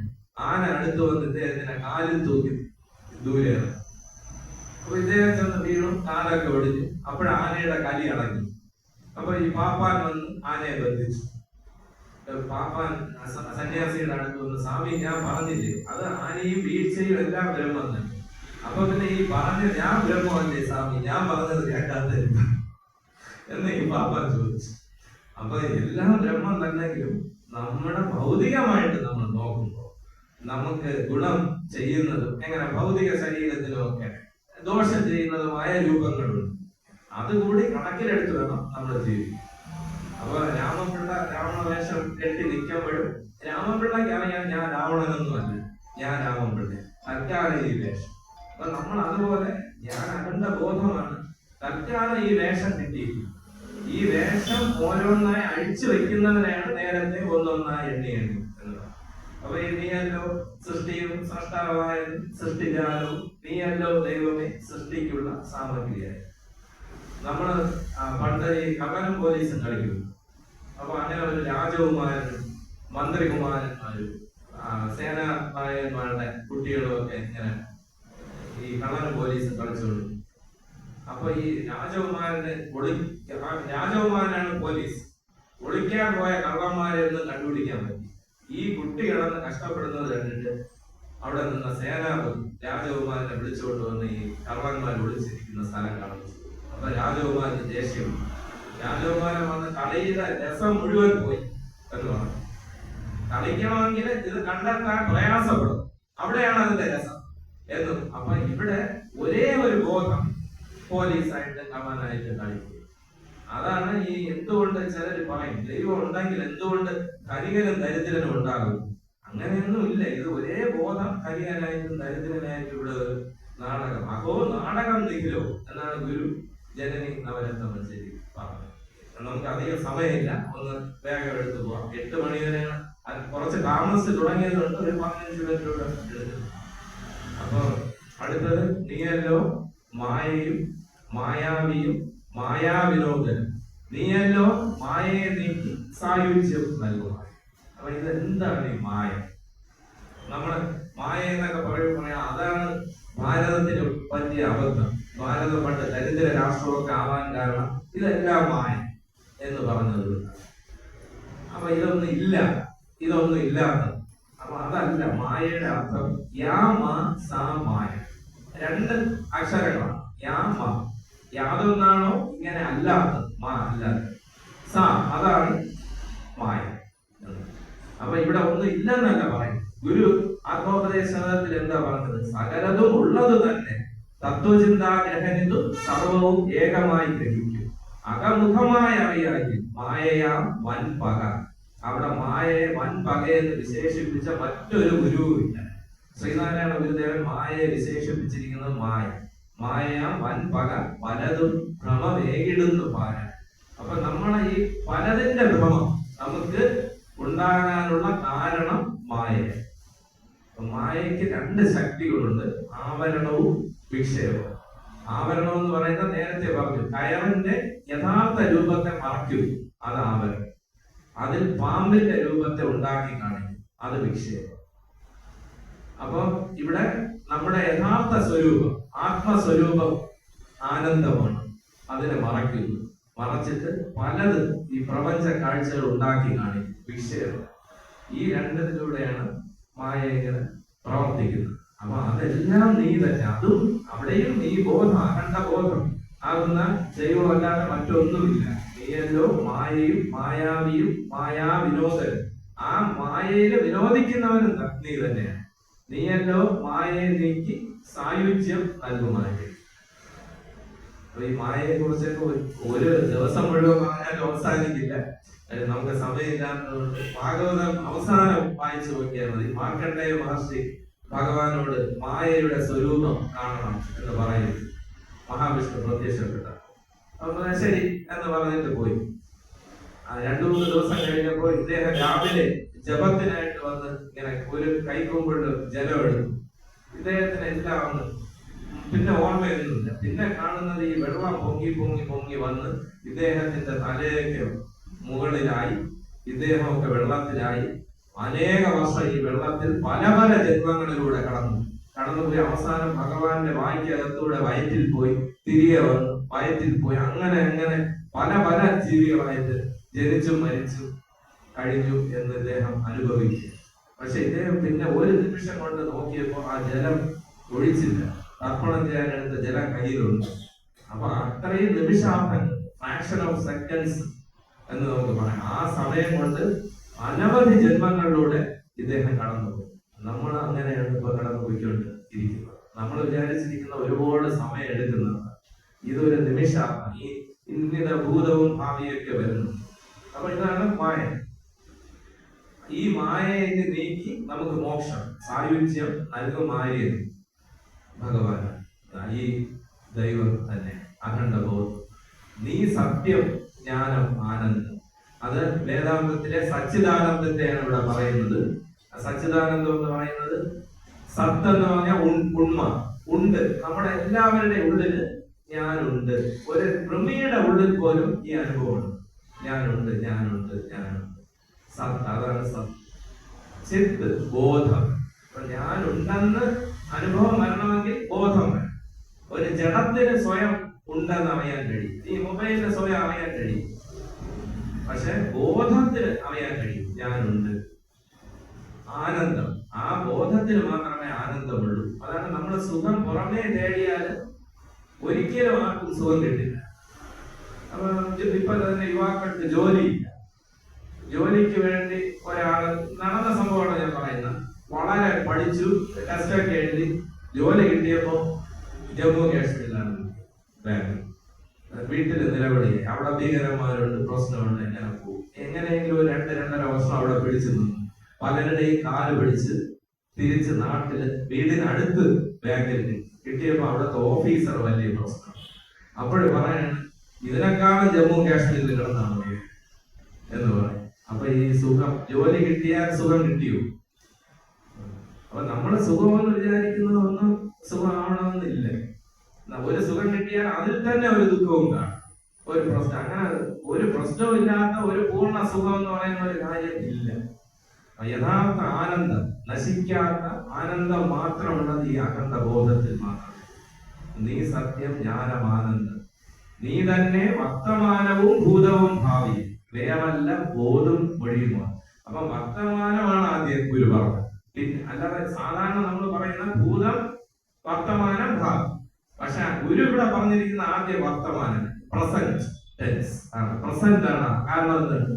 നമുക്ക് ഇപ്പോഴത്തെ സമയം മാത്രമേ നമുക്കറിയാം. ഇപ്പോൾ ഞാനുണ്ട്. നമ്മുടെ എല്ലാവരുടെ അനുഭവം എന്താണ്? ഇപ്പോൾ ഈ നിമിഷം ഞാനുണ്ട്. കഴിഞ്ഞത് ഇപ്പൊ നമ്മുടെ അനുഭവത്തിൽ, വരാൻ പോകുന്നതും ഇപ്പൊ നമ്മുടെ അനുഭവത്തിൽ. അപ്പൊ ഇത് അങ്ങനെ മൂന്നായിട്ടില്ല എന്നാണ് പറയുന്നത്. നമ്മൾ പറയുന്നത് കഴിഞ്ഞ അനേകം ജന്മങ്ങൾ, ഇനി വരാൻ പോകുന്നു. അങ്ങനെ ഒരിക്കലും മൂന്നായിട്ടില്ല എന്നാണ്. ഇത് മൂന്നും ഒരുമിച്ച് നിൽക്കുന്നു എന്നാണ് പറയുന്നത്. അതിലൊരു ഇലസ്ട്രേഷൻ അതുകൂടെ ഞാൻ പറഞ്ഞ് വേഗം എടുത്തു. സ്വാമി രാമതീർത്ഥം പറയുന്നുണ്ട്, ഒരാൾ തിരുവനന്തപുരത്ത് വന്നു, ഒരു ലോഡ്ജിൽ മുറിയെടുത്തു. അദ്ദേഹം കിടന്നുറങ്ങി. ആ ഉറക്കത്തിൽ ഒരു സ്വപ്നം കണ്ടു. അദ്ദേഹം കൊച്ചിയിൽ ഒരു ലോഡ്ജിൽ മുറിയെടുത്തു, കിടന്നുറങ്ങി. ആ ഉറക്കത്തിൽ, അപ്പൊ ഈ സ്വപ്നത്തിലെ ഉറക്കമുണ്ട്. അതിലൊരു സ്വപ്നം കണ്ടു, ഇദ്ദേഹം മുംബൈയിൽ ഒരു മുറിയെടുത്തു, കിടന്നുറങ്ങി. ആ സ്വപ്നത്തിൽ ഒരു സ്വപ്നം കണ്ട് ന്യൂയോർക്കിലെത്തി, കിടന്നുറങ്ങി, ഒരു സ്വപ്നം കണ്ടു. ഇത് ഓരോ സ്ഥലത്ത് എത്തുന്നത് ഓരോ ജന്മം. ഇത് ഒരുമിച്ചാണോ പല സമയത്താണോ നടക്കുന്നത്? ഈ സ്വപ്നത്തിലുള്ള സ്വപ്നം, അതാണ് ഒരു ഭ്രമം. അതാണ് ഈ ജന്മം. നമ്മൾ പറയും ഈ ജന്മത്തിലെ നല്ലത് ചീത്തയ്ക്കും എല്ലാം കാരണം കഴിഞ്ഞ ജന്മമാണ്. അപ്പൊ ഈ കഴിഞ്ഞ ജന്മത്തിന് കാരണം എന്താണ്? അത് അതിനു മുമ്പത്തെ ജന്മമാണ്. അപ്പൊ അങ്ങനെയാണെങ്കിൽ അങ്ങനെ പിന്നിലേക്ക് ആദ്യ ജന്മത്തിന്റെ കാരണം എന്ത്? അവിടെ നമ്മൾ നിന്നു അല്ലെ? അപ്പൊ ഇതിനെ പറയുന്ന ജനന മരണ ചക്രം. ഒരു വൃത്തം നമ്മൾ വരച്ചിട്ട് ഇത് ഇപ്പോഴത്തെ ജന്മം, ഇത് കഴിഞ്ഞ ജന്മം, ഇത് അതിന് മുന്നിലത്തെ, അങ്ങനെ നമ്മൾ ഓരോ സ്പോട്ട് ഒരു മാർക്ക് ചെയ്ത് വന്നാൽ എവിടെ വന്നെത്തും? ഈ ജന്മത്തിൽ തന്നെ വന്നു. ഇതൊരു പ്രക്രിയ. ഇതിങ്ങനെ ചുറ്റി തിരിഞ്ഞുകൊണ്ടേയിരിക്കും. ഇതിൽ നിന്ന്, ഈ ചക്രത്തിൽ നിന്ന് നമ്മൾ മാറുകയാണ്. ഇത് എന്നിൽ സംഭവിച്ചുകൊണ്ടിരിക്കുന്ന ഒരു ഭ്രമമാണ്. ചൈനയില് ലാവോസുവിന്റെ ശിഷ്യൻ ചുവാൻസു ഒരു ഗുരുവായിരുന്നു. അദ്ദേഹം ഒരിക്കൽ ഇങ്ങനെ വിഷമിച്ചിരുന്നു. അപ്പൊ ശിഷ്യന്മാർ പോയി ചോദിച്ചു, എന്താ ഇത്ര വിഷമിച്ചിരിക്കുന്നത്? അത് ഞാൻ ഇന്നലെ ഒരു സ്വപ്നം കണ്ടു, ഞാനൊരു ചിത്രശലഭം ബട്ടർഫ്ലൈ ആയി മാറിയത്. അതിനെന്തിനാണ് സ്വപ്നം കണ്ടത്? സ്വപ്നം അതിനെന്തിനാണ് വിഷമിക്കുന്നത്? അല്ലെ, എനിക്കിപ്പോ ഒരു സംശയം, എന്റെ സ്വപ്നത്തിലാണോ ചിത്രശലഭം, അതെ ആ ചിത്രശലഭത്തിന്റെ സ്വപ്നത്തിലാണോ ഞാൻ ഇരിക്കുന്നത്? ഇത് ഇത്രയേ ഉള്ളൂ. ഇത് അങ്ങോട്ടും ഇങ്ങോട്ടും ഇത് സംഭവിക്കും. അപ്പം ഭൂതവും വർത്തമാനവും ഒക്കെ ഒരുമിച്ചാണ്. നീ സത്യജ്ഞാനമാനന്ദം, നീ തന്നെ വർത്തമാനവും ഭൂതവും ഭാവി. അതെല്ലാം അങ്ങനെ ചലനമറ്റ അഖണ്ഡ ബോധം എന്നാണ് ഗുരു പറയുന്നത്. ഭാവിയെ വേറല്ല ഓതും വഴി. ഓതും വഴി എന്ന് പറയുന്നത് ഈ ശബ്ദങ്ങൾ, ഓംകാരം, ഓതും വഴി, അതും നീ തന്നെ. ഗുരു ജനനി നവരത്ന മഞ്ജരി പറയുന്ന ആലാപ മാത്രമല്ല, എല്ലാം ശബ്ദങ്ങൾ മാത്രം. ഈ ശബ്ദങ്ങളെ ഒന്ന് മാറ്റി നിർത്തിയാൽ എന്തെങ്കിലും ബാക്കി അവശേഷിക്കും. നമ്മളെ ഉള്ളിൽ ശബ്ദമില്ലാതെ എന്തെങ്കിലും ചിന്തിക്കാനോ ഒരു വാക്കും ഒരു അക്ഷരവും ഉള്ളിൽ വരാം. ഇതെല്ലാം അവിടെ നിന്നു. പിന്നെ അവിടെ അവശേഷിക്കുന്നത് ഈ ബോധം. അപ്പം ബോധം ഒഴിയും ഓർക്കുന്നു, അകവും പുറവും തീക്കും. അപ്പൊ നമ്മൾ നേരത്തെ ഒരു കുടം വെച്ചിരിക്കുക, അതിനകത്തും സ്പേസ് ഉണ്ട്, പുറത്തും ഉണ്ട്. ഇത് അകവും പുറവും അല്ല. കുടം ഇരിക്കുന്നത് കൊണ്ടാണ് ഇത് അകവും പുറവും. അതുപോലെ എന്റെ ബോധം നിന്റെ ബോധം എന്ന് രണ്ടില്ല. നമ്മൾ പലതായിട്ട് കാണുന്നത് കൊണ്ടാണ് അങ്ങനെ പറയുന്നത്. ഇത് ഒരേ ഒരു അകവും. അതിൽ ഇതെല്ലാം ഒരുമിച്ച് നിൽക്കുക. അകവും പുറവും തിന്നും മഹിമാവാണ്. മഹിമ ഭഗവാന്റെ ശക്തിയാണ്. മഹിമാവാ ദൈവശക്തിയാണ്. മഹിമാവാണ് അല്ലെങ്കിൽ വ്യാപിച്ചിരിക്കുന്നത്, വ്യാപ്തിയുള്ള എന്നുള്ള അർത്ഥമാണ് അവിടെ മഹിമ. മഹിമയ്ക്ക് വ്യാപ്തിയുള്ള, വ്യാപിച്ചിരിക്കുന്നു. മഹിമാവാണ് നിൻ പദം എന്ന് വീണ്ടും നിന്റെ നാമം അല്ലെങ്കിൽ നിന്റെ പാദങ്ങൾ പുകഴ്ത്തുന്നു. പിന്നെ ഗുരു വന്ന് ഈ ദൈവത്തെ പുകഴ്ത്തുകയാണ്. പുകഴ്ത്തുന്നു ഞങ്ങളെന്ന് ഭഗവാനെ ജയിക്കുക. ജയിക്കുക മഹാദേവൻ. അപ്പൊ ഗുരു ദൈവത്തിന്റെ കുറച്ച് നാമം. ദീനാവന പരായണം, ദീനന്മാരെ സംരക്ഷിക്കുക പരായണം. ജയിക്കുക ചിദാനന്ദം, ചിത്ത് ബോധം തന്നെ ആനന്ദമായിട്ടുള്ള ചിദാനന്ദം. ദയാസിന്ധു, ദയാസാഗരമാണ് ഈ ദൈവം. ദയാസിന്ധു ജയിക്കുക. ഇനിയാണ് അവസാനത്തത്. ആഴമേറും നിൻ മഹസ. മഹസ എന്നുള്ള വാക്കിന് പ്രഭ, പ്രകാശം. ഇതൊരു ജ്ഞാനത്തിനും കൂടെ ഉള്ള ഒരു ശ്ലോകം അവസാനം പറയും. ആഴമേറും നിൻ മഹസ, ആഴിയിൽ ഞങ്ങളാകണം. അപ്പൊ ബോധമാകുന്ന സമുദ്രം, അതിലെ പ്രഭ, പ്രകാശം. ബോധമാണ് ഇതിനെല്ലാം പ്രകാശിപ്പിക്കുന്നത്. പ്രകാശിപ്പിക്കുക എന്ന് വെച്ചാൽ വെളിച്ചമെന്ന അർത്ഥമല്ല. ഇതുണ്ട് എന്ന് പറയുന്നത് ബോധം. ആഴമേറും നിൻ മഹസ, ആഴിയിൽ ഞങ്ങൾ ബോധമാകുന്ന സമുദ്രം ഞങ്ങളാകവേ. അല്ലാതെ ഞാൻ മാത്രമെന്നല്ല, അവിടെ സ്വാർത്ഥതയായിരിക്കും. ഞങ്ങളാകവേ ആഴണം എന്ന് വെച്ചാൽ മുങ്ങണം. അങ്ങനെ മാത്രം പോലെ എന്നും അതിൽ തന്നെ വേണം. വാഴണം, വാഴണം, വാഴണം നിത്യം.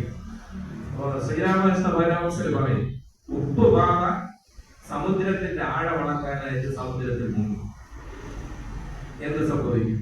ഒരു ഉപ്പ് പാറ സമുദ്രത്തിൽ മുങ്ങി, പിന്നെ അതിന്റെ ആഴം ആരുമെന്ന് പറയും. അതുപോലെ ഈ പ്രത്യേക ഞാൻ ഈ അഖണ്ഡ ബോധത്തിൽ ആഴ്ന്നു പോകണം. ഇത് മായണം, ഇത് പോകണം. ഈ ഞാൻ നീ എന്നൊക്കെയുള്ള ഭേദങ്ങൾ അവിടെയാണ് ഗുരു ആദ്യം പറഞ്ഞത്, ദൈവമേ കാത്തുകൊള്ളുക. ഈ ഭേദങ്ങൾ ഇല്ലാത്ത ഒരു തലത്തിലേക്ക് നമ്മൾ പോകണം. അത് ഉള്ളിലാണ്, പുറമേ അല്ല. പുറമേ ആർക്കും സാധിക്കും. അത് പുറത്ത് കാണുന്നത് ഭ്രമമെന്ന് അറിഞ്ഞുകൊണ്ട് ഉള്ളിൽ ഈ തത്വത്തെ ഉറപ്പിക്കും. അതാണ് അദ്വൈതം. അവിടെയാണ് ഗുരു ആദ്യം പറഞ്ഞ ആ ദൈവത്തിന്റെ സവിധം എന്നൊക്കെ പറയുന്നത്. അവിടെ അതാണ് ഈ ആഴങ്ങളിലേക്ക് പോകാനാണ് ഗുരു പറഞ്ഞത്. ഇതാണ് ദൈവദർശനത്തിന്റെ സാമാന്യമായ അർത്ഥം. ഇത് ഇത്രയൊന്നും അല്ല. ഇതൊരു മിസ്റ്റിക്കാണ്. ഇത് മിസ്റ്റിക് എന്ന് പറഞ്ഞാൽ നമുക്ക് പറയാൻ ഗഹനം ആയിട്ടുള്ള കാര്യങ്ങളാണ്, ഗുഹ്യമായ കാര്യങ്ങൾ. ഇത് അങ്ങനെ ഇങ്ങനെയൊന്നും, ഇത് കേട്ടാൽ വളരെ പച്ച മലയാളത്തിലാണെന്നല്ലോ എഴുതിയിരിക്കുന്നത്. ആർക്കും മനസ്സിലാവും, ചൊല്ലാൻ എളുപ്പമുണ്ട്, പ്രാർത്ഥിക്കാം. പക്ഷേ ഇത് ഗൂഢതത്വത്തെയാണ് നമ്മൾ നിശ്ചയിക്കുന്നത്. അകത്തോട്ട് കയറും തോറും ഇപ്പൊ തന്നെ എനിക്ക് ആകെ ചോദിക്കാനുള്ള ഒരു ചോദ്യം, ദൈവദർശനത്തെ കുറിച്ച് ഇപ്പോ ഇത് ഇത്രയും നമ്മൾ കേട്ട് കഴിഞ്ഞപ്പോ ഉള്ളിൽ ഒരു ഈശ്വര സ്പർശം ഉണ്ടായ എത്ര പേര് ഇവിടെ ഇരുന്നത് കേട്ട് ഉണ്ട്? നമ്മൾ അല്ലാതെ നമ്മൾ വെറുതെ പ്രഭാഷണങ്ങൾ നടത്തിയിട്ടോ, നമ്മളിത് എത്ര അർത്ഥം എഴുതി പഠിച്ചിട്ടോ, എത്ര പ്രാവശ്യം ചൊല്ലിയിട്ടോ ഒരു പ്രയോജനം. നമ്മൾ ഇതിൽ ഇപ്പൊ നമ്മളൊരു പാചകക്കുറിപ്പ് എഴുതി വെച്ചിട്ട് അത് സാധനങ്ങളെല്ലാം വാങ്ങിച്ചു അത് നോക്കിയിരുന്ന അതിൽ പറഞ്ഞിരിക്കുന്നത് നമ്മൾ ചെയ്യണം. അതുപോലെ ഗുരു പറഞ്ഞതുപോലെ ഈ ആഴങ്ങളിലേക്ക് നമ്മൾ പോകണം. അപ്പൊ ഈ ആഴമേറും നിൻ മഹസ, നിന്റെ പ്രഭ, ആ ആഴങ്ങളിൽ നമ്മള് മുങ്ങി താഴുന്നതായിട്ട് നമുക്കൊരു ധ്യാനം തന്നെ ചെയ്യാൻ കഴിയും. ഇന്ന് ഒരുപാട് മെഡിറ്റേഷൻ ഒക്കെ പഠിപ്പിക്കുന്നു. അതിനെക്കാളൊക്കെ അത്ഭുതകരമായ ധ്യാനമാണ് ഗുരു ഇവിടെ പറഞ്ഞിരിക്കുന്നത്. അപ്പൊ ദൈവദർശനത്തില് ശരിക്കും പറഞ്ഞാൽ വേദാന്തമാണ് അതിൽ മുഴുവനും ഉള്ളത്. അതില് യോഗ ഉണ്ട്, ധ്യാനമുണ്ട്.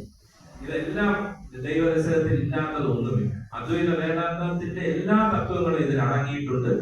നമ്മൾ കൂടുതൽ ഒന്നും ചെയ്യണ്ട. ദിവസവും ഒരു പ്രാവശ്യം കഴിയുമെങ്കിൽ രാവിലെ ഉണരുമ്പോഴും രാത്രി കിടക്കുമ്പോഴും ഇതൊരു പ്രാവശ്യം ഈ അർത്ഥമെല്ലാം മനസ്സിൽ വെച്ചുകൊണ്ട് ഇത് ഒന്ന് ഉള്ളിൽ ചൊല്ലി, പുറമെ നാവുകൊണ്ട് ചൊല്ലണമെന്നില്ല. ഒന്ന് കിടന്നു നോക്കും, ഉറങ്ങി. നമ്മൾ ഉറങ്ങുമ്പോൾ ഉപബോധ മനസ്സ് അവസാനത്തെ സങ്കല്പം ഉപബോധ മനസ്സിൽ ഉറക്കും. അത് പിറ്റേ ദിവസം ഉണരുമ്പോൾ നമ്മൾ അതായിട്ട് ഉണരും. എന്താണ് നമ്മൾ ഉപബോധ മനസ്സിൽ ഉറക്കുന്നതാണ് നമ്മുടെ ജീവിതത്തിൽ പിന്നീട് സംഭവിക്കുന്നത്. അപ്പൊ ഉപബോധ മനസ്സിൽ മോശമായ സങ്കല്പങ്ങൾ ഉറപ്പിച്ചിട്ട് ജീവിതം മോശമായി പോയെന്നൊന്നും പറയുന്നതിന് ഒരു അർത്ഥവുമില്ല. നമ്മൾ ഇതുപോലെ സച്ചിന്തകൾ നമ്മൾ ഉറപ്പിക്കുക, ഈ തത്വം ഉറപ്പിക്കുക. കുറച്ച് ദിവസം ഇതൊന്ന് പ്രാക്ടീസ് ചെയ്യുക. ജീവിതത്തിൽ അത്ഭുതകരമായ മാറ്റം നിങ്ങൾക്കുണ്ടാകും. ഇപ്പൊ നമുക്ക് സംഭവിച്ചിരിക്കുന്നത്, നമുക്ക് വിശ്വാസം പുറമേ, ഒരു പ്രശ്നം ഉണ്ടായാൽ നമ്മൾ പുറമേ പരിഹരിക്കാനാണ് നോക്കുന്നത്. പരിഹാരം വരുന്നത് ഒരിക്കലും പുറമേ നിന്നല്ല, അവനവന്റെ ഉള്ളിൽ നിന്നാണ് ഇത് വരേണ്ടത്. അങ്ങനെ മാത്രമേ. അപ്പൊ നമ്മുടെ ഉള്ളിൽ എന്തോ പ്രശ്നം ഉള്ളത് കൊണ്ടാണ് നമുക്ക് ഈ പ്രശ്നങ്ങളെല്ലാം വരുന്നത്. ഇതിനെ, ഈ തത്വങ്ങളെ നമ്മൾ ഉറപ്പിക്കുക. ഇത് നിങ്ങളുടെ ജീവിതത്തെ ധന്യമാക്കും. അപ്പൊ അതിനുവേണ്ടി അങ്ങനെ ജീവിതം ധന്യമായി ഈ ജന്മം തന്നെ നമുക്ക് ജീവൻ മുക്തി പദത്തിലെത്താൻ ശ്രീനാരായണ ഗുരുദേവൻ അനുഗ്രഹിക്കുമാറാകട്ടെ. ഓം ശാന്തി ശാന്തി.